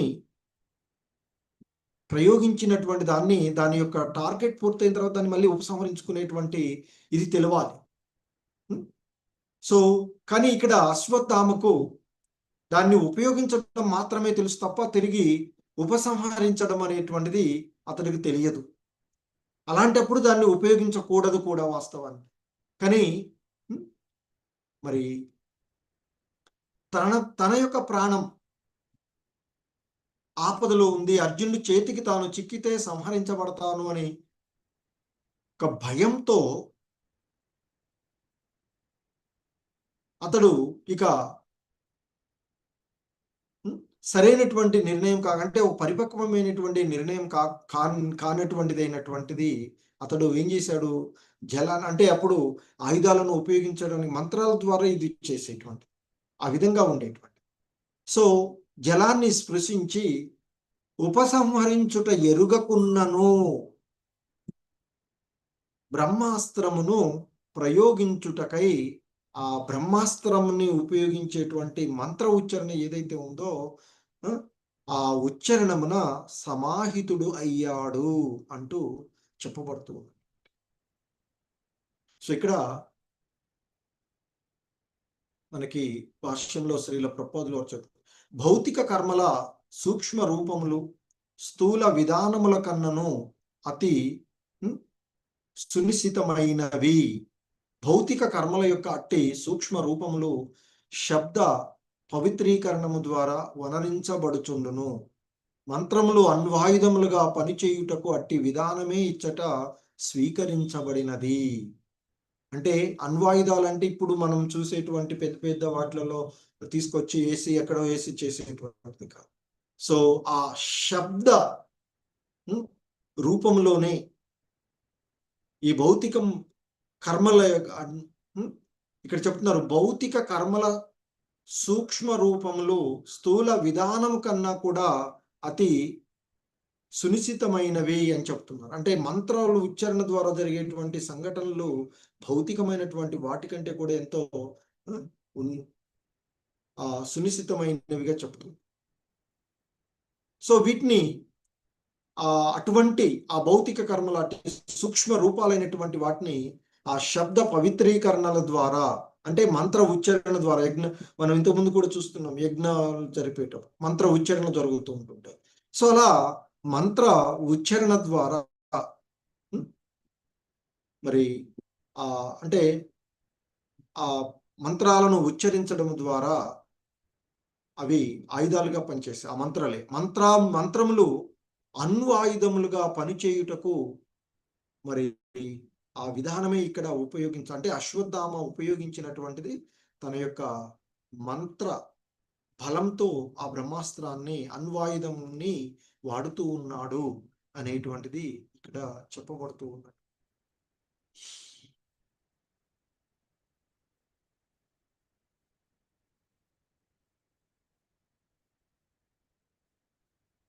హరే కృష్ణ. నగ్నజితి దేవిదాసి మాతాజీ. హరే కృష్ణ. హరే కృష్ణ ప్రభుజీ, ప్రణామము. తతః ప్రాదుష్కృతం తేజః ప్రచండం సర్వతో దిశం ప్రాణాపదమభిప్రేక్ష్య విష్ణుం జిష్ణురువాచః. హరే కృష్ణ ప్రభుజీ, ప్రణామం. హరే కృష్ణ. సో ఆ విధంగా ఆ అశ్వత్థామ మంత్ర ఉచ్చరణము గావించడం ద్వారా ఇక్కడ చెప్తూ ఉన్నారు. తత ప్రాదుష్కృతం తేజః ప్రచండం సర్వతో దిశం. సో ఎప్పుడైతే అశ్వత్థామ ఆ విధంగా ఆ మంత్ర ఉచ్చరణం కావించాడో, ఆ జలాన్ని స్పృశించి, సో సాధారణంగా చెప్తూ ఉంటారు మంత్రాలు అంటే శాపమైన ఏదైనా ఒక మంత్రం వాళ్ళు అది పనిచేయడానికి ముందు ఆ కమండలంలో ఉండేటువంటి జలాన్ని సృజించి ఇచ్చేస్తారని చెప్తారు. అది లేకపోతే ఆ మంత్రమే పనిచేయదని చెప్తారు. అలా జలాన్ని సృజించినటువంటి తదుపరి అతడు ఆ మంత్ర ఉచ్చారణ చేయడం వల్ల తతః అంతటా అని చెప్తున్నారు. ప్రాదుష్కృతం వెదజల్లబడి, తేజ వెలుగు. ఎటువంటి వెలుగు అంటున్నారు ఇక్కడ అంటే ప్రచండం సర్వతో దిశం. ఎంతో దారుణమైన అంటే భయంకరమైనటువంటి కాంతి, తేజోమయమైనటువంటి కాంతి సర్వతో దిశం, అన్ని దిక్కులకు ప్రసరించిందట. ఇంకా అంటున్నారు ప్రాణాపదమభిప్రేక్ష్య విష్ణుం జిష్ణురువాచః. సో అత్యంత ప్రచండమైన ఆ వెలుగును గాంచిన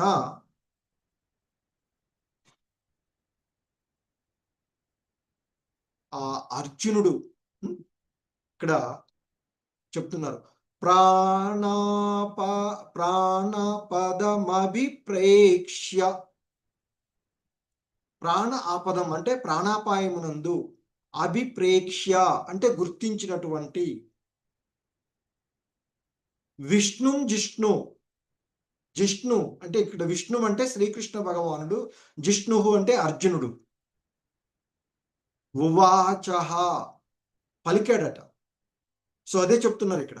అత్యంత ప్రచండమైన ఆ వెలుగును గాంచిన అర్జునుడు తనకు ప్రాణాపాయము సంభవించినది అని భావించి శ్రీకృష్ణ భగవానుడితో ఇట్లు పలికాడు అర్జునుడు అంటూ చెప్తూ ఉన్నటువంటి అంశం ఇక్కడ. అంతకుముందు ఆ విధంగా వెంబడిస్తూ ఉన్నట్టు ఎప్పుడైతే ఆ మంత్ర ఉచ్చారణ ద్వారా అశ్వత్థామ బ్రహ్మాస్త్రాన్ని ప్రయోగించాడో, ఆ బ్రహ్మాస్త్ర ప్రయోగాన్ని గమనించినటువంటి అర్జునుడు మరలా తనకు కలగబోతూ ఉన్నటువంటి ఆ ప్రాణాపాయం స్థితిని కలుగుతుంది తనకు అని భావించి తన రథసారథిగా ఉన్నటువంటి, తనకు మార్గదర్శకుడు అచ్యుతుడు అయినటువంటి శ్రీకృష్ణ భగవానుడితో అర్జునుడు అంటూ ఉన్నాడట.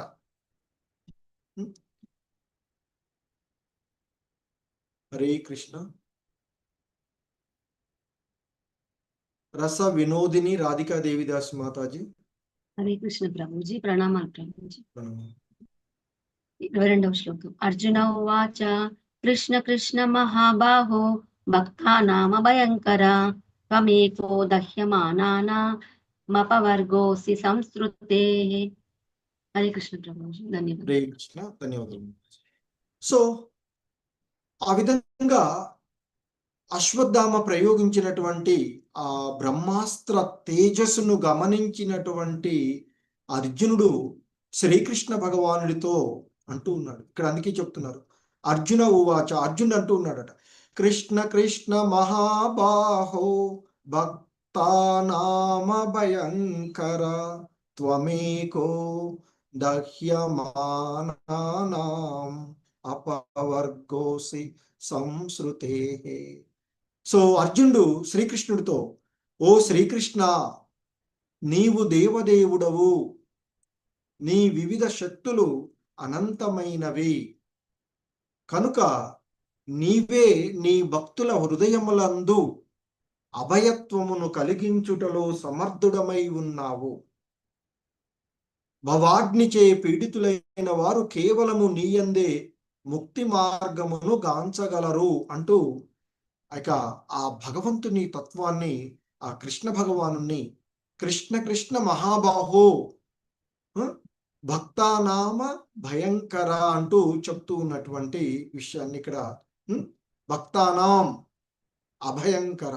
సో అంటే భక్తులకు అభయ ప్రదాయకుడు, భక్త వత్సలుడు, ఇక భక్తులను రక్షించడంలో ఉండేటువంటి.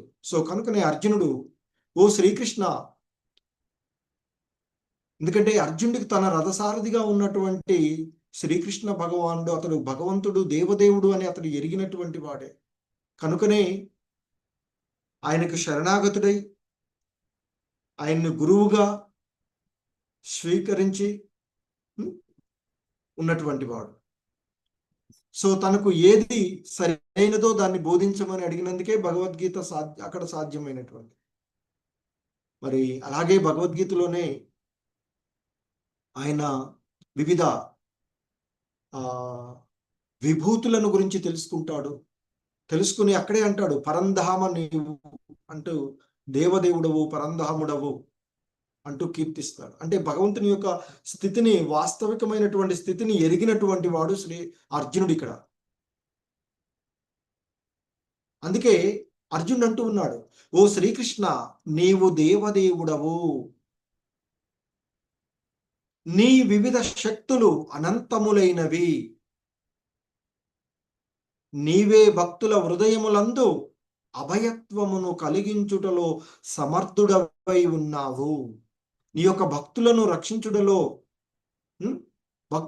ఆ భక్తులలో భయత్వాన్ని తొలగించడంలో నీవే సమర్థుడవు.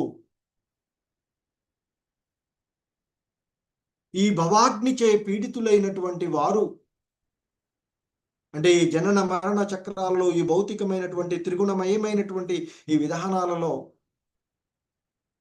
చిక్కుకుపోయినటువంటి పీడితులైనటువంటి వాళ్ళు కేవలము నిన్ను ఆశ్రయించి నీయందే ముక్తి మార్గమును గాంచగలరు అంటూ, అంటే ఇక్కడ శ్రీల ప్రభుపాదుల వారు చెప్తూ ఉన్నారు, అర్జునుడు శ్రీకృష్ణుని యొక్క దివ్యత్వాన్ని సంపూర్ణంగా ఎరిగినటువంటి వాడు అంటూ చెప్తున్నారు.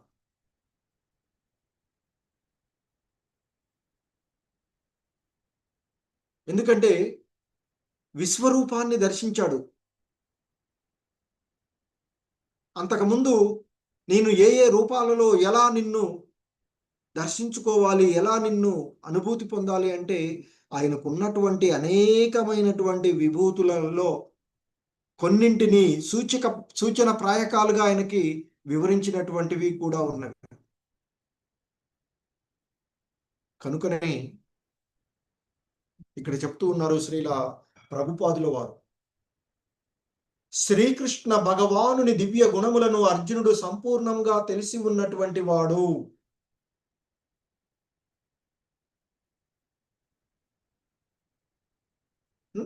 ఈ విషయాన్ని అర్జునుడు, శ్రీకృష్ణుడు ఇద్దరు కలిసి ఉన్నటువంటి ఆ కురుక్షేత్ర రణరంగంలో అర్జునుడికి శ్రీకృష్ణ భగవానుడు బోధించినటువంటి బోధనల ద్వారా ఆ భగవంతుని యొక్క గుణాలను, దేవదేవుడైనటువంటి శ్రీకృష్ణుని యొక్క గుణాలను స్వయంగా అనుభూతమనర్చుకున్నటువంటి వాడు. కనుకనే ఇక్కడ అర్జునుడు ఏవైతే పదాలు శ్రీకృష్ణుని గురించి వాడుతూ ఉన్నాడో అండ్ ఏమంటున్నాడు, నీ వివిధ శక్తులు అనంతములై ఉన్నవి అంటూ చెప్తూ ఉన్నటువంటి.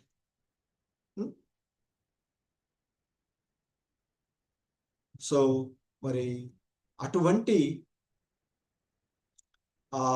ఇక్కడ చెప్పబడుతూ ఉన్నటువంటి దాంట్లో సంసృతేహి అంటూ చెప్తున్నాం. సంసార క్లేశములందు నిమగ్నమైనటువంటి వాళ్ళని కూడా బయటపడేసేటువంటి వాడవు నీవే. అందుకే ఇక్కడ భవాగ్నిచే పీడితులైనటువంటి వారు కేవలము నీ యందే ముక్తి మార్గమును గాంచగలరు. ఈ బద్ధ జీవితం నుండి బయటపడేటువంటి మార్గము నీ ద్వారానే లభిస్తుంది అని తెలుసుకున్నటువంటి వాడు. సో కనుకనే ఇక్కడ చెప్తూ ఉన్నటువంటిది శ్రీకృష్ణ భగవానుడి గురించి అర్జునుడి యొక్క వచనములు పరమ ప్రామాణికములు అయి ఉన్నవి. ఎందుకంటే అతడు ఆ భగవంతుని గురించి అనుభూతి పొందినటువంటి వాడు. ఆ భగవంతుడి ద్వారా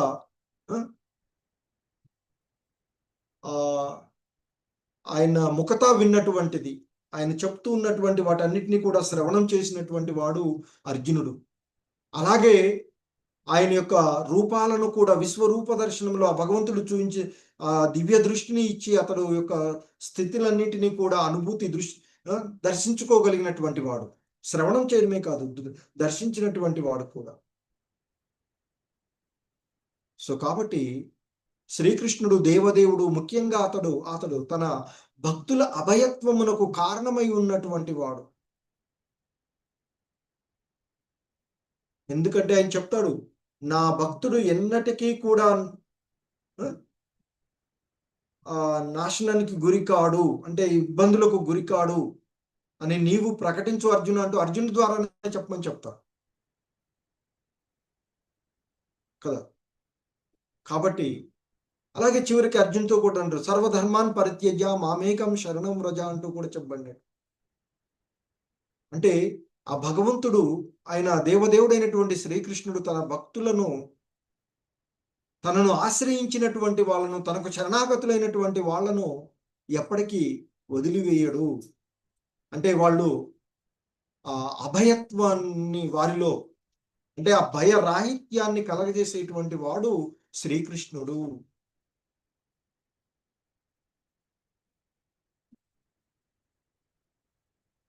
కనుకనే భక్తిలో నిమగ్నమైనటువంటి వాడు, కృష్ణ భక్తి రసభావన యందు నిమగ్నమైనటువంటి వాడు శ్రీకృష్ణ భగవానుడు వసగేటువంటి రక్షణ కారణంగా సదా నిర్భయుడై ఉంటాడు, భయరహితుడై ఉంటాడు.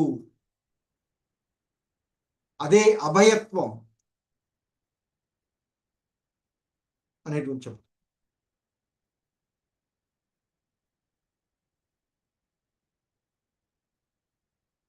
సో మన యొక్క భౌతికమైనటువంటి స్థితులు, ఈ జనన మరణ చక్రాలలో చిక్కుకొని ఉండేటువంటి ఈ స్థితులలో మనకు కలిగేటువంటి బాధలు, భౌతికమైనటువంటి బాధలు అడవయందలి తీవ్ర దావానలము వంటివి అని చెప్తుంటారు. మరి అటువంటి తీవ్రమైనటువంటి ఆ దావానలాలు తొలగిపోయేటువంటిది శ్రీకృష్ణ భగవానుని యొక్క కరుణ చేత మాత్రమే ఆ దావానులు చెలరేగిపోయేటువంటివి. అందుకే మనకి చైతన్య మహాప్రభువులు వారు చెప్తారు, చేతో దర్పణ మార్జనం భవ మహాదవాగ్ని నిర్వాపనం శ్రేయ కైరవ చంద్రికా వితరణం అంటూ చెప్పబడేటువంటి, మనకి శిక్షాష్టకంలో మొదటి శ్లోకంలో ఇవ్వబడేటువంటి.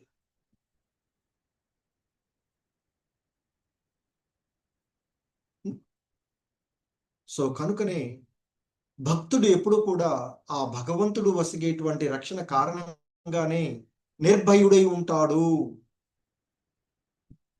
ఈ సంసార సాగరంలో మనం పొందేటువంటి ఈ దావాన్లన్నింటినీ కూడా, ఈ భౌతికమైనటువంటి స్థితిని కేవలము భగవంతుని యొక్క కరుణ చేత మాత్రమే చల్లారగలదు అని చెప్తున్నారు.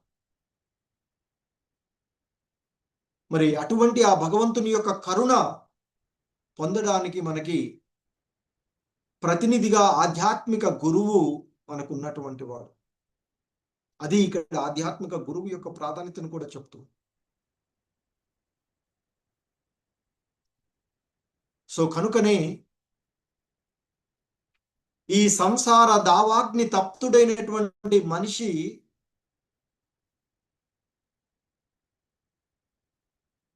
భగవత్ కృపావర్షమును, ఆత్మదర్శి అయిన గురువును, మాధ్యమమును పొందగలడు అని చెప్తూ,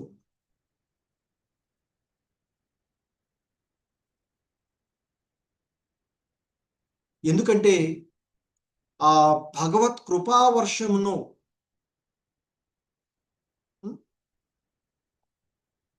పొంది ఆత్మదర్శి అయినటువంటి గురువు, ఆధ్యాత్మిక గురువు తన యొక్క మాటల ద్వారా, తన యొక్క వచనాల ద్వారా దుఃఖ భాగి అయినటువంటి మనిషి యొక్క హృదయమునందు ఆధ్యాత్మిక జ్ఞానమును నింపగలడు. అటువంటి జ్ఞానమే అంటే అటువంటి భగవత్ సంబంధమైనటువంటి విజ్ఞానమే, అటువంటి దివ్య జ్ఞానమే ఈ భవాగ్నిని ఆర్పివేయగలుగుతుంది. ఎందుకంటే ఆ దావానలం అనేటువంటి అడవులలో చెలరేగేటువంటి దావానలాలు ఏది కూడా చేయలేదు అని చెప్తారు. అడవుల్లో కార్చుచ్చులు రేగితే అవి మొత్తాన్ని దహించి వేస్తూ ఉంటుంది. అదుపులోకి రావడం అనేది అంత సాధ్యం కాదు. అటువంటి వాటిని కూడా అదుపు చేయగలిగేటువంటి వాడు భగవంతుడు. ఆ భగవంతుని యొక్క కరుణ, అది నామ సంకీర్తనం అని చెప్తారు. అదే చేతో మనకు చెప్పబడినట్టు. సో మరి అటువంటి ఆ భగవత్ కృపావర్షాన్ని మనకి ఆత్మదర్శి అయిన గురువు యొక్క మాధ్యమం ద్వారా పొందగలము. అది గురువు యొక్క ప్రాముఖ్యత.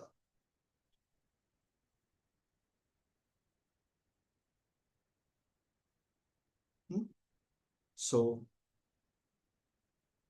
మరి అలా ఆ ఆధ్యాత్మిక జ్ఞానము మాత్రమే మన జీవితాలలో ఎన్నెన్నో జన్మలలో పోగు చేసుకున్నటువంటి దావాన లాంటి ఆ అగ్నిని, కారుచిచ్చులను చల్లార్చవేయగలిగేటువంటిది, ఆ భవాగ్నిని ఆర్పివేయగలిగేటువంటి జ్ఞానము ఆధ్యాత్మిక జ్ఞానము అంటూ చెప్తూ ఉన్నారు.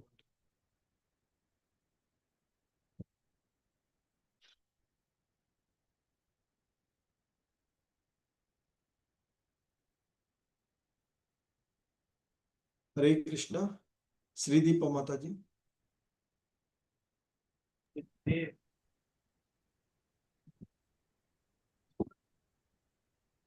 హరే కృష్ణ మాతాజీ. హరే కృష్ణ ప్రభుజీ, ప్రణామాలు. చౌత్తర మాతాజీ. ప్రభుజీ. త్వమాద్య పురుష సాక్షాత్ ఈశ్వర ప్రకృతే పరః మాయాం యుధ్యస్య చిచ్చక్త్యా కైవల్యే స్థిత ఆత్మని. ధన్యవాదాలు ప్రభుజీ. హరే కృష్ణ. హరే కృష్ణ. సో ఇంకా అర్జునుడు ఆ భగవంతుని యొక్క లీలను, ఆయన యొక్క విభూతులను ఇంకా కొనసాగిస్తూ చెప్తూ ఉన్నటువంటి అంశం ఇక్కడ చెప్తున్నాం. త్వమాద్య అంటే, త్వం అంటే నీవు, ఆద్య ఆది అయినటువంటి వాడివి. అంటే ఆది, మొదటి నుంచి ఉన్నటువంటి వాడు, అనాదిగా ఉన్నటువంటి వాడు అన్నమాట. సో అంటే ప్రారంభము అంటే ఏదన్నా ఉంది అంటే అది భగవంతుడితోనే, ఆయన కంటే. సో ఈ ఇక్కడ అంటే ఆది నుంచి ఉన్నటువంటి వాడు. అలాగే పురుష, భోక్త, ప్రభువు, వీటన్నిటికీ కూడా భోక్తారం యజ్ఞ తపస్సం అని చెప్తారు కదా, ప్రభు సాక్షాత్ కృష్ణుడే. అలాగే మరి అన్నిటికీ ప్రత్యక్షంగా నియామకుడవు నీవే. త్వమాద్య పురుష సాక్షాత్ ఈశ్వర ప్రకృతే పరః అంటూ చెప్పబడుతున్నాడు. సో మరి సమస్త విశ్వముల యందు వ్యాపించి ఉన్నటువంటి వాడవు, విశ్వమంతా వ్యాపించి ఉన్నటువంటి వాడు విష్ణువు కదా. భౌతిక శక్తికి పరుడవు అగు నీవు ఆది పురుషుడవు. అంటే అనాదిగా ఉన్నటువంటి, నీకంటే ముందు ఇంకెవడూ లేడు అని అర్థం. అలాగే ఆధ్యాత్మిక శక్తి చేత భౌతిక శక్తి ప్రభావములను నీవు దూరము కావించేటువంటి వాడు. అన్నీ ఆ భగవంతుని యొక్క శక్తులే, అనేకమైనటువంటి శక్తులు ఉన్నటువంటి. సో అదే ఆయన యొక్క మాయాశక్తి, ఆధ్యాత్మిక శక్తి, బాహ్య శక్తి, ఆంతరింగిక శక్తి. ఎప్పుడైతే ఆంతరింగిక శక్తిని అంటే ఆధ్యాత్మిక శక్తిని ఆశ్రయిస్తాడో అటువంటి వాడికి బాహ్య శక్తి అంటే ఈ భౌతిక శక్తి మాయా ప్రభావం అనేటువంటిది ఉండదు, అది దూరం అవుతుంది. ఇంకా చెప్తున్నాడు, నీవు సదా నిత్యానందమును మరియు ఆధ్యాత్మిక జ్ఞానముల యందు స్థితుడవై ఉందువు అంటూ చెప్పబడుతుంది. సో ఇక్కడ చెప్పబడుతున్నటువంటి కైవల్యే స్థితి ఆత్మని అని చెప్తున్నటువంటి కైవల్యే అంటే విశుద్ధమైనటువంటి జ్ఞానానందంలో, సచ్చిదానందం. స్థిత అంటే స్థితుడవై ఉండేటువంటి. సో ఆ విధంగా ఆ భగవంతుని గురించి ఇంకా చెప్తూ ఉన్నటువంటిది. సో ఇక్కడ శ్రీల ప్రభుపాదుల వారు భాష్యంలో చెప్తున్నారు, తన చరణ కమలములకు శరణజొచ్చిన వాడు అజ్ఞాన బంధముల నుండి ముక్తి కాగలడని శ్రీకృష్ణ భగవానుడు భగవద్గీత యందు పలికి ఉన్నటువంటి విషయం. ఎందుకంటే చెప్తారు కదా ఆయన, నా యొక్క దైవం ఈ మాయని దాటడం అనేది సాధ్యం కాదు, కానీ ఎవడైతే నన్ను ఆశ్రయిస్తాడో, నాకు శరణొచ్చుతాడో అటువంటి వాడు ఈ అజ్ఞాన అంధకారాన్ని దాటగలడు అని చెప్తారు. సో మరి శ్రీకృష్ణ భగవానుడు కాంతి అంటే సూర్యుని వంటి వాడు, మాయ అనేటువంటిది ఇక్కడ అంధకారం. ఎప్పుడైతే భగవంతుడిని ఆశ్రయిస్తామో అంటే ఎప్పుడైతే మన హృదయాల్లో భగవంతుడిని గురించి ఆలోచన వస్తుందో, ఎలాగైతే సూర్యుడు ఉదయించాడంటే చీకటి, అంధకారము, అజ్ఞానము అనేటువంటిది తొలగిపోతూ ఉంటుంది. సో శ్రీకృష్ణుని మనము ఆశ్రయించగానే మనలో ఉండేటువంటి అజ్ఞాన అంధకారము తొలగిపోతుంది అని చెప్తుంటారు. శ్రీకృష్ణుడు ఇక్కడ ఆది పురుషుడుగా వర్ణించబడ్డాడు అంటే ఆయన నుండే ఇతర అవతారాలన్నీ కూడా ప్రకటితమవుతూ ఉన్నాయి. ఇది మనం చూస్తూనే ఉన్నటువంటి ఈ సర్వము వ్యాపించి ఉన్నటువంటి ఆ విష్ణువు కూడా శ్రీకృష్ణుడి యొక్క ప్రధానమైనటువంటి విస్తృతమైనటువంటి అంశం. ఆ విధంగా భగవంతుడు అసంఖ్యాకమైనటువంటి అవతారాలను ఆయన చెప్తారు కదా, ఎన్నో ఉండేటువంటి అవతారాలుగా ఉండేటువంటి. సో ఆ విధంగా జీవులుగాను తమ వివిధ శక్తులతో కూడి విస్తరిస్తూ ఉండేటువంటి వాడు. అంటే శ్రీకృష్ణుడే సమస్తమునకు ఉద్గమ స్థానమై మూల ఆది పురుషుడు. ఈ భౌతిక ఆధ్యాత్మిక జగత్తులో ఏదైనా భగవంతుడి నుంచి ఉన్నటువంటిది. అందుకని ఇక్కడ చెప్తున్నారు, భౌతిక జగమునందు అనుభూతమయ్యేది అతని సర్వవ్యాపక రూపము కూడా ఆ దేవదేవుని పాక్షిక ప్రాతినిధ్యమై ఉన్నది. ఏదైతే విష్ణువుగా మనం చెప్తూ ఉండేటువంటి విశ్వవ్యాప్తమైనటువంటి ఆ విష్ణువు ఆయన యొక్క పాక్షిక ప్రాతినిధ్యమే అని చెప్తుంది. అలాగే పరమాత్మ రూపం కూడా అతని యందే ఇమిడి ఉన్నటువంటిది. ఆయనే దేవదేవుడు. ఈ భౌతిక సృష్టికి చేసినప్పటికీ కూడా దానికి పరుడైనటువంటి వాడు.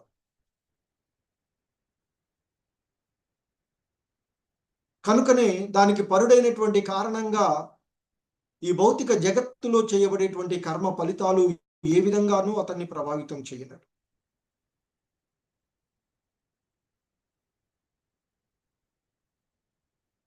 ఎందుకంటే ఈ అంధకారము అనేటువంటిది సూర్యుడిని ఏ విధంగానూ ప్రభావితం చేయలేనటువంటి.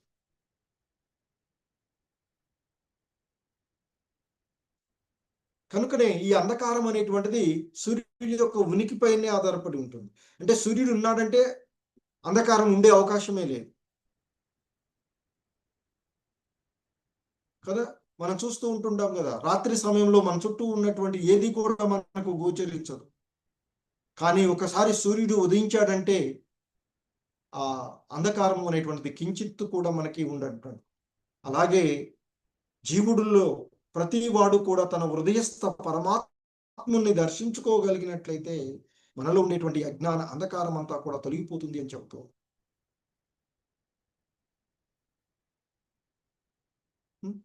సో ఆ విధంగా భౌతికత్వానికి పరుడైనటువంటి శ్రీకృష్ణ భగవానుడు ఆనందపూర్ణుడై ఉన్నటువంటి విషయాన్ని ఇక్కడ చెప్తున్నాడు. అతడు ఆనందపూర్ణమే కాకుండా వైవిధ్య పూర్ణత్వాన్ని కూడా కలిగి ఉంటాడు అని చెప్తున్నారు. ఎందుకంటే ఆ పరతత్వం ఎప్పుడూ కూడా జడమైనది కాదు. ఈ నిరాకారవాదులు లేదా శూన్యవాదులు చెప్తున్నట్లుగా అది జడమైనటువంటిది కాదు.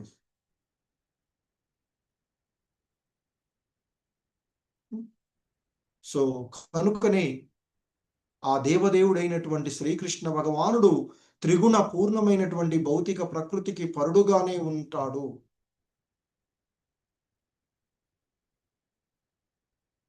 అతడే అధ్యక్షుడై ఉన్నటువంటి, ఆయన చెప్తారు కదా భగవద్గీతలో, మయాధ్యక్షేణ అంటూ చెప్తారు. ఆయన యొక్క అధ్యక్షతలోనే ఈ అపరశక్తి, ఈ భౌతిక జీవుల ఉనికిలో ఇవన్నీ కూడా జరుగుతూ ఉండేటువంటి.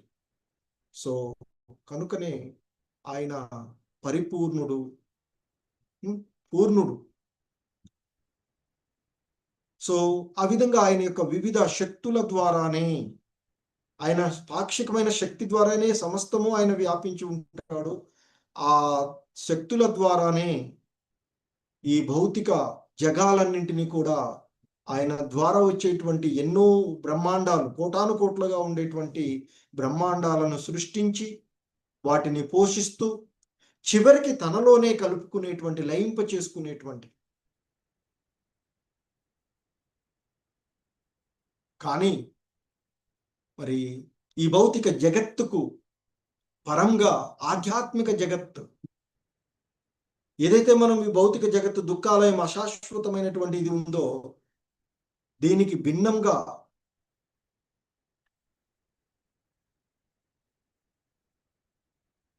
ఆయన ధామం ఆధ్యాత్మిక జగత్తు. అందులోనూ కూడా అనేకమైనటువంటి ఆయన యొక్క అవతారాలు అనేక వైకుంఠ లోకాలలో ఉంటూ నిత్యంగా ఉండేటువంటి, నిత్య లీలలు జరుపుతూ ఉండేటువంటి, అందులోనూ ఇంకా అత్యున్నతమైనటువంటి ధామము గోలోక వృందావనమునందు ఆయన నిత్యము తన సహచరులతో, సహపార్శ్వాదులతో మరి చిన్మయమైన సచ్చిదానందమైనటువంటి ఆనందంతో సంపూర్ణమైనటువంటి శుద్ధ సత్వస్థితిలో ఉండేటువంటి స్థితి. సో అందుకే ఇక్కడ చెప్తున్నారు, ఆధ్యాత్మిక లోకాలు ధామమునందు ప్రతిదీ కూడా నిత్యమైనదే మరియు సంపూర్ణమైనది. కనుకనే ఈ జగము శక్తులు లేదా శక్తి పూర్ణములైనటువంటి ప్రతినిధుల ద్వారా కాకుండా సర్వశక్తులను కూడి ఉన్నటువంటి సర్వశక్తి మంతుని చేతనే నిర్వహింపబడుతుంది. అందుకే భగవద్గీతలో చెప్తారు, మయాధ్యక్షైన అంటూ చెప్పబడినటువంటి విషయాన్ని మనం అక్కడ గుర్తు చేసుకోవచ్చు. హరే కృష్ణ.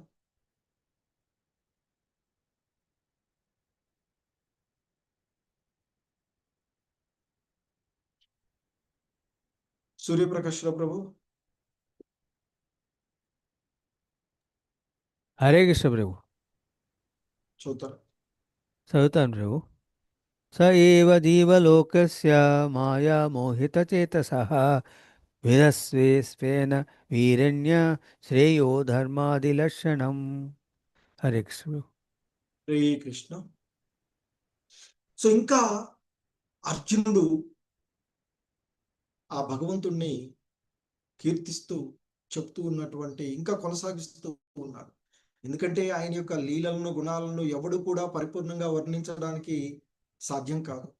వారి వారి శక్తి మేరకు వారు ప్రార్థనలలో ఆ భగవంతుని యొక్క దివ్య గుణాలను కీర్తిస్తూ ఉండేటువంటిది. సో ఆ విధంగా అర్జునుడు ఇక్కడ చెప్తున్నారు, స ఏవ జీవలోకస్య మాయా మోహిత చేతసః విదత్సే స్వేన వీర్యేణ శ్రేయో ధర్మాది లక్షణం. నీవు భౌతిక శక్తి పరిధికి పరుడవైనటువంటి వాడు. అలా ఆ భౌతిక శక్తి పరిధికి పరుడవైనను బద్ధజీవుల పరమశ్రేయస్సు కొరకే ధర్మాది చతుర్విధ పురుషార్థములను కలిగింపచేయుచున్నావు. సో ధర్మ అర్థ కామ మోక్ష ఈ ధర్మాది చతుర్విధ నియమములను చేస్తూ ఉన్నటువంటి విషయాన్ని ఇక్కడ చెప్తూ. సో భాష్యంలో శ్రీల ప్రభుపాదుల వారు ఇక్కడ మనకి చెప్తూ ఉన్నటువంటి ఆ దేవదేవుడు ఆదిదేవుడైనటువంటి శ్రీకృష్ణుడు ప్రకృతి త్రిగుణముల చేత ఏ మాత్రము ప్రభావితం కాకుండా భౌతిక జగత్తునందు తన యొక్క నిర్హేతుకమైనటువంటి కరుణచే ఆవిర్భవిస్తూ ఉంటుంటాడు అని చెప్తుంటాడు. మరి అలా ఆవిర్భవించినటువంటి అతడు భౌతిక వ్యక్తీకరణలకు సదా పరుడైనటువంటి వాడే అయినను మాయాశక్తిచే బంధించబడినట్టి బద్ధ జీవులను తన చెంతకు చేర్చుకునేటువంటి ఉద్దేశంతోనే తన నిరుహేతుకమైనటువంటి కరుణ చేత ఆయన అవతరిస్తూ ఉంటాడు. చెప్తారు కదా, పరిత్రాణాయ సాధూనాం అంటూ చెప్పినటువంటి వినాశాయ దుష్కృతాం ధర్మ సంస్థాపనార్థాయ సంభవామి యుగే యుగే అంటూ చెప్తారు. సో అలా మరి ఈ బద్ధ జీవులను ఈ భౌతిక బంధనాలలో చిక్కుకొని ఈ భవ దావాగ్నులలో కొట్టుకుపోతూ ఉన్నటువంటి జీవులను ఉద్ధరించడానికే ఆయన యొక్క నిర్హేతుకమైనటువంటి కరుణతో అవతరిస్తూ ఉంటుంటాడు. కనుకని ఈ కలియుగంలో ఆయన ఈ పతిత బద్ధ జీవులను కలియుగం ముఖ్యంగా ఈ కలియుగ ప్రభావం నుండి మందమతులైనటువంటి పతిత జీవులను ఉద్ధరించడానికి చైతన్య మహాప్రభు రూపంలో భగవంతుని యొక్క నామ సంకీర్తనాన్ని ప్రాచుర్యం చేసి చాలా సులభ మార్గాన్ని మనకి ఇచ్చినటువంటి వారు. సో ఆ విధంగా భగవంతుడు ప్రతి ఈ పతిత జీవులను బద్ధ జీవులను తన వద్దకు చేర్చుకునేటువంటి ఉద్దేశంతోనే ఆయన అవతరిస్తూ ఉంటాడు అని చెప్పి. ఎందుకంటే ఒక సర్వెంటు ప్రభువు అనుభవించేటువంటి దాన్ని అనుభవించడానికి ఎలాగూ సమర్థుడు కాడు. కనుక అలాగే మరి వాస్తవానికి ఆ భగవంతుని యొక్క అంశాలు సేవకులుగా ఉన్నటువంటి జీవుడు భోగ అనుభవమునకు సమర్థుడు కాడు అని చెప్తారు. కానీ ఆ భగవంతునితో మనకున్న సంబంధాన్ని మర్చిపోయిన కారణంగా భౌతిక శక్తి చేత ప్రభావితులై త్రిగుణాలకు ప్రభావితులై బద్ధ జీవులు భ్రాంతి యందు ప్రకృతిని అనుభవింప కోరుతూ ఉంటుంటారు. మరి వాస్తవానికి జీవుడు ఆ భగవంతునికి నిత్యదాసుడు. కానీ ఆ విషయాన్ని మర్చినప్పుడు ఈ జగత్తును అనుభవింపవలననేటువంటి కోరిక, అంటే దీనికి అధికారి వేరేవాడు లేడు అని మర్చిపోయినప్పుడు ఏంది, ఇదంతా మనదే, మనమే అనుభవించాలి అనే భావన వస్తుంది కదా. అలాగే ఇక్కడ జరుగుతూ ఉన్నటువంటిది జీవుడికి. ఒకవేళ అలాంటి భావన వస్తే అది భ్రాంతి అని చెప్తున్నారు, అంటే మాయా ప్రభావమే.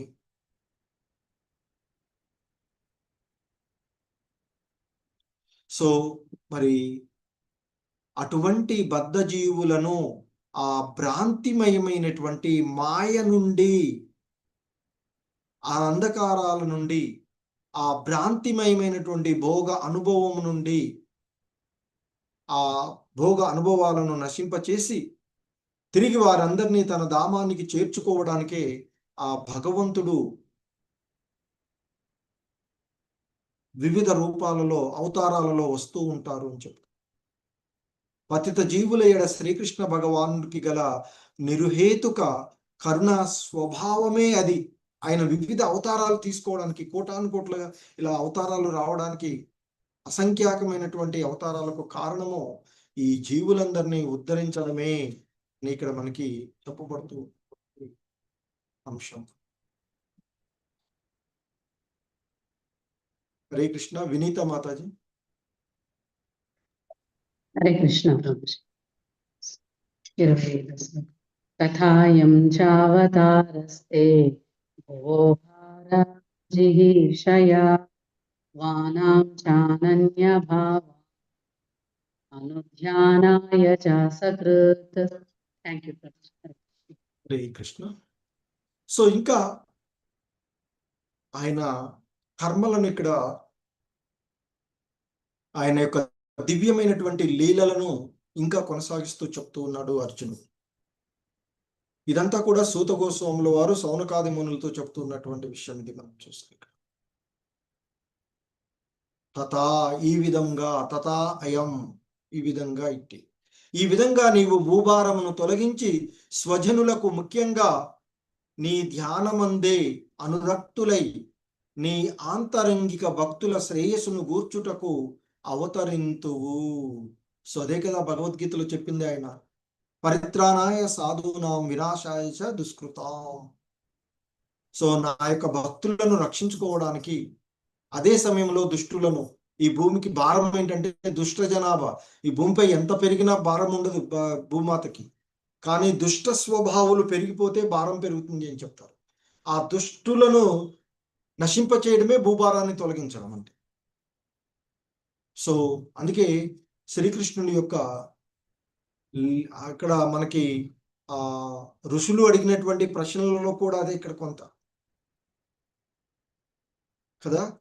సో ఆ విధంగా భగవంతుడు భూభారాన్ని తొలగించి స్వజనులకు, ముఖ్యంగా ఆ భగవంతుని యొక్క విశుద్ధమైనటువంటి భక్తియుత సేవలో అనురక్తులైనటువంటి ఆయన యొక్క ఆంతరంగిక భక్తులకు శ్రేయస్సును కూర్చడానికి ఆయన అవతరిస్తాడు. అదే కదా ప్రహ్లాదుడి విషయంలో నరసింహావతారంలో రావడం కానివ్వండి. సో ఇవన్నీ కూడా అంటే శ్రీకృష్ణ భగవానుడు తన భక్తుల ఎడ పక్షపాతి అయినట్లు గోచరించుచుండును. అంతే కదా. వాస్తవానికి ఆయన ఎవరి ఎడ పక్షపాత ధోరణిలో ఉండరు, సర్వజీవుల ఎడ సమత్వ భావంతోనే ఉంటారు. కానీ ఎవరైతే ఆయనను కావాలి అనుకుంటారో వారిని ఆయన కూడా కావాలనుకుంటారు. అదే కదా చెప్తారు భగవద్గీతలో, నా యొక్క విశుద్ధమైన సేవలో నిమగ్నమైనటువంటి వారు నా యందే ఉంటారు, నేను వారి యందు ఉంటాను అని చెప్తారు. అదే ఇక్కడ చెప్తున్నారు శ్రీల ప్రభుపాద, సర్వజీవులు అతనికి చెందిన వారే. ఎందుకంటే మమైవాంశో జీవలోకే అంటూ చెప్పబడినాడు. ప్రతి జీవుడు కూడా ఆయన యొక్క అంశలే. కాబట్టి ఆయన యొక్క అంశాలను భిన్నంగా ఎలా చూస్తాడు ఆయన? ఈ సృష్టిలో ఉండే 84 లక్షల రకాలైనటువంటి జీవజాతులన్నీ కూడా భగవంతునికి సంబంధించినవే కదా. నేనే ఆది బీజం అని చెప్తున్నారు కదా. కాబట్టి సర్వజీవులు ఆయనకి చెందినవే. అందుకే సర్వుల ఎడ ఆయన సమత్వంగానే ఉంటారు.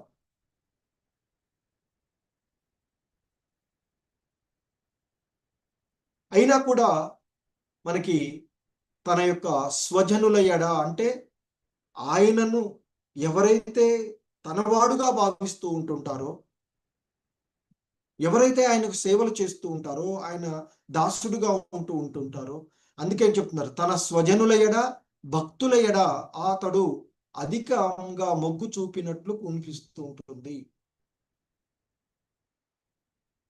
అంతే కదా. కుటుంబంలో పిల్లలందరూ ఉంటే ఎవడైతే కొంచెం మంచి చేస్తూ ఉంటుంటే వాళ్ళని ప్రోత్సహిస్తూ ఉంటారు.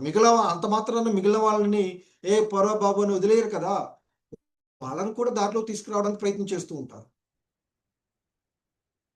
ఎందుకంటే సర్వులకు ఆ భగవంతుడే తండ్రి, అహం బీజ ప్రదాత అంటూ చెప్తారు కదా భగవద్గీతలో. మరి సర్వులకు భగవంతుడే తండ్రి అయినటువంటి అతనికి తండ్రి ఎవడు కాగలడు? కనుకనే ఆది నుంచి ఉన్నటువంటి వాడు ఆయన.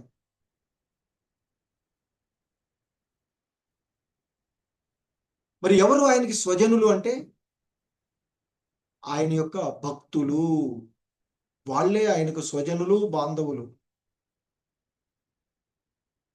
అదే అతని యొక్క దివ్య లీల.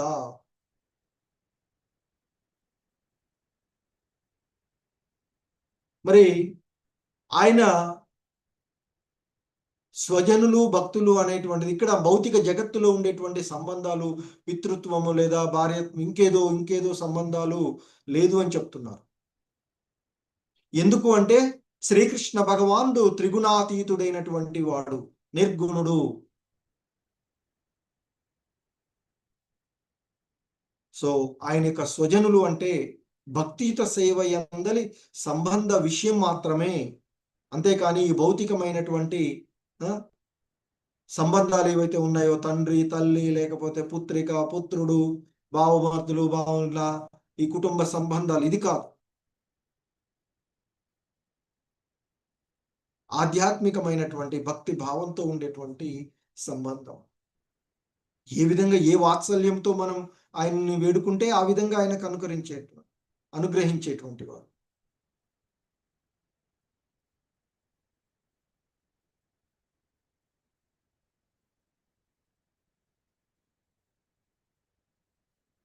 హరే కృష్ణ. సుచిత్ర మాత, సుచరిత మాత.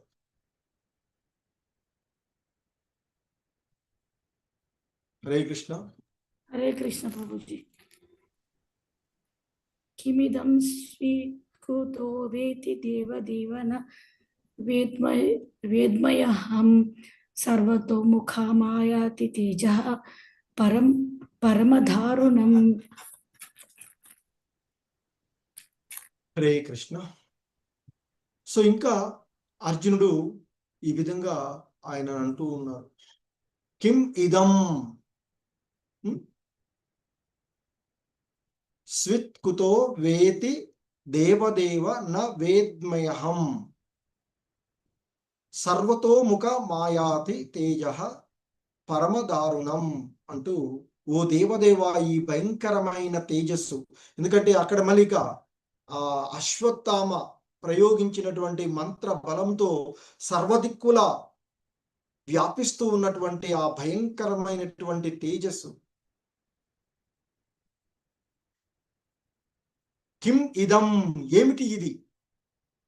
ఇలా వ్యాపిస్తూ సర్వదిక్కులా వ్యాపిస్తూ ఉన్నటువంటి, ఎందుకంటే ఆయనకి అన్ని తెలుసు అని తెలిసి ఇప్పుడు అడుగుతున్నాడు. ఏదో ఆయన్ని ప్రశ్నించాలి అనేటువంటి భావన కాదు. అందుకే భగవద్గీతలో చెప్తారు, గురువుని ప్రశ్నలు ఆశ్రయించి అడిగేటప్పుడు ఆయన ద్వారా నేర్చుకోవాలి, ఆయనకు అన్ని తెలిసిన వాడుగా భావించి అడగాలి. ఇక్కడ అర్జునుడు కూడా అదే, సర్వము తెలిసినటువంటి వాడవు నీవు అన్ని ఆయన గుణగణాలను కీర్తించి పరిప్రశ్న అయ్యేనా అలాగా. సో ఇప్పుడు అడుగుతూ ఉన్నాడు, కిం ఇదం, ఏమిటయ్యా ఇది?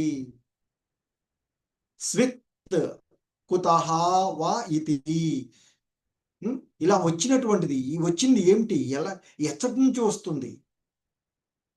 దేవదేవా, ఓ దేవదేవా, ఓ శ్రీకృష్ణ, నా వేద్మి, నేను వెరుగకున్నాను, నా వేద్మ్యహం, నేను వెరుగకున్నాను,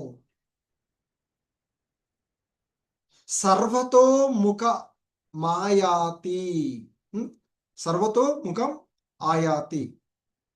సో ఇలా అన్ని దిక్కులను వ్యాపిస్తూ ఉన్నటువంటి ఈ కాంతి ఎక్కడి నుండి వచ్చుచున్నది? ఈ తేజస్సు, తేజ పరమాధారణం, మిక్కిలి భయంకర పరమ దారుణం ఏంటో ఈ తేజస్సు. ఆయన అడుగుతున్నాడు కృష్ణ భగవాన్ని, ఓ దేవదేవ, ఓ శ్రీకృష్ణ, ఈ భయంకరమైన తేజస్సు ఏ విధంగా సర్వత్రా వ్యాపిస్తూ ఉన్నది, వ్యాపించుచున్నది? ఇది ఎచ్చటి నుండి వచ్చుచున్నది? నేను ఈ విషయాన్ని తెలుసుకోలేకపోతూ ఉన్నాను అంటూ అర్జునుడు చెప్తూ ఉన్నటువంటి విషయం. సో భగవానుడికి ఏది వినతి చేసినను తొలుత గౌరవపూర్వక ప్రార్థనలను గావించి, సో ఇక్కడ శ్రీల ప్రభుపాదుల వారు చెప్తూ ఉన్నటువంటి తదుపరి వినతులను అర్పించాలి, ఇదియే ప్రామాణికమైన పద్ధతి. అర్జునుడు తాను శ్రీకృష్ణ భగవానుడికి సన్నిహిత మిత్రుడైనను సాధారణ ధర్మ రూపమును అట్టి పద్ధతిని పాటించి ఉన్నాడు.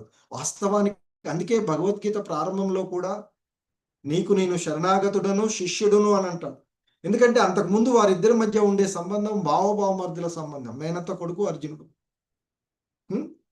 సో అందుకే చెప్తాడు కదా, విశ్వరూపాన్ని దర్శించుకున్న తర్వాత మన ఇద్దరం నిన్ను సాధారణంగా నా మిత్రుడు అనుకొని హే కృష్ణ, ఏ యాదవ అంటూ వ్యంగ్యంగా అన్నాను, కొన్నిసార్లు ఇష్టంతో అన్నాను, కొన్నిసార్లు వ్యంగ్యంగా అన్నాను, అవన్నీ నన్ను మన్నించవయ్యా అంటూ అడుగుతాడు. సో ఇక్కడ ఆ భగవంతుడిని, ఆయన యొక్క స్థితిని తెలుసుకుని మనం ఏ విధంగా గౌరవపూర్వకంగా ప్రార్థన చేయాలి, అది అర్జునుడు చేశారు అంటూ చెప్తున్నారు శ్రీల ప్రభుపాదుల వారు. సో తదుపరి కృష్ణ భగవానుడు ఏం చెప్తారు అనేటువంటిది నెక్స్ట్ వారం క్లాసులో చూద్దాం. హరే కృష్ణ. జగద్గురు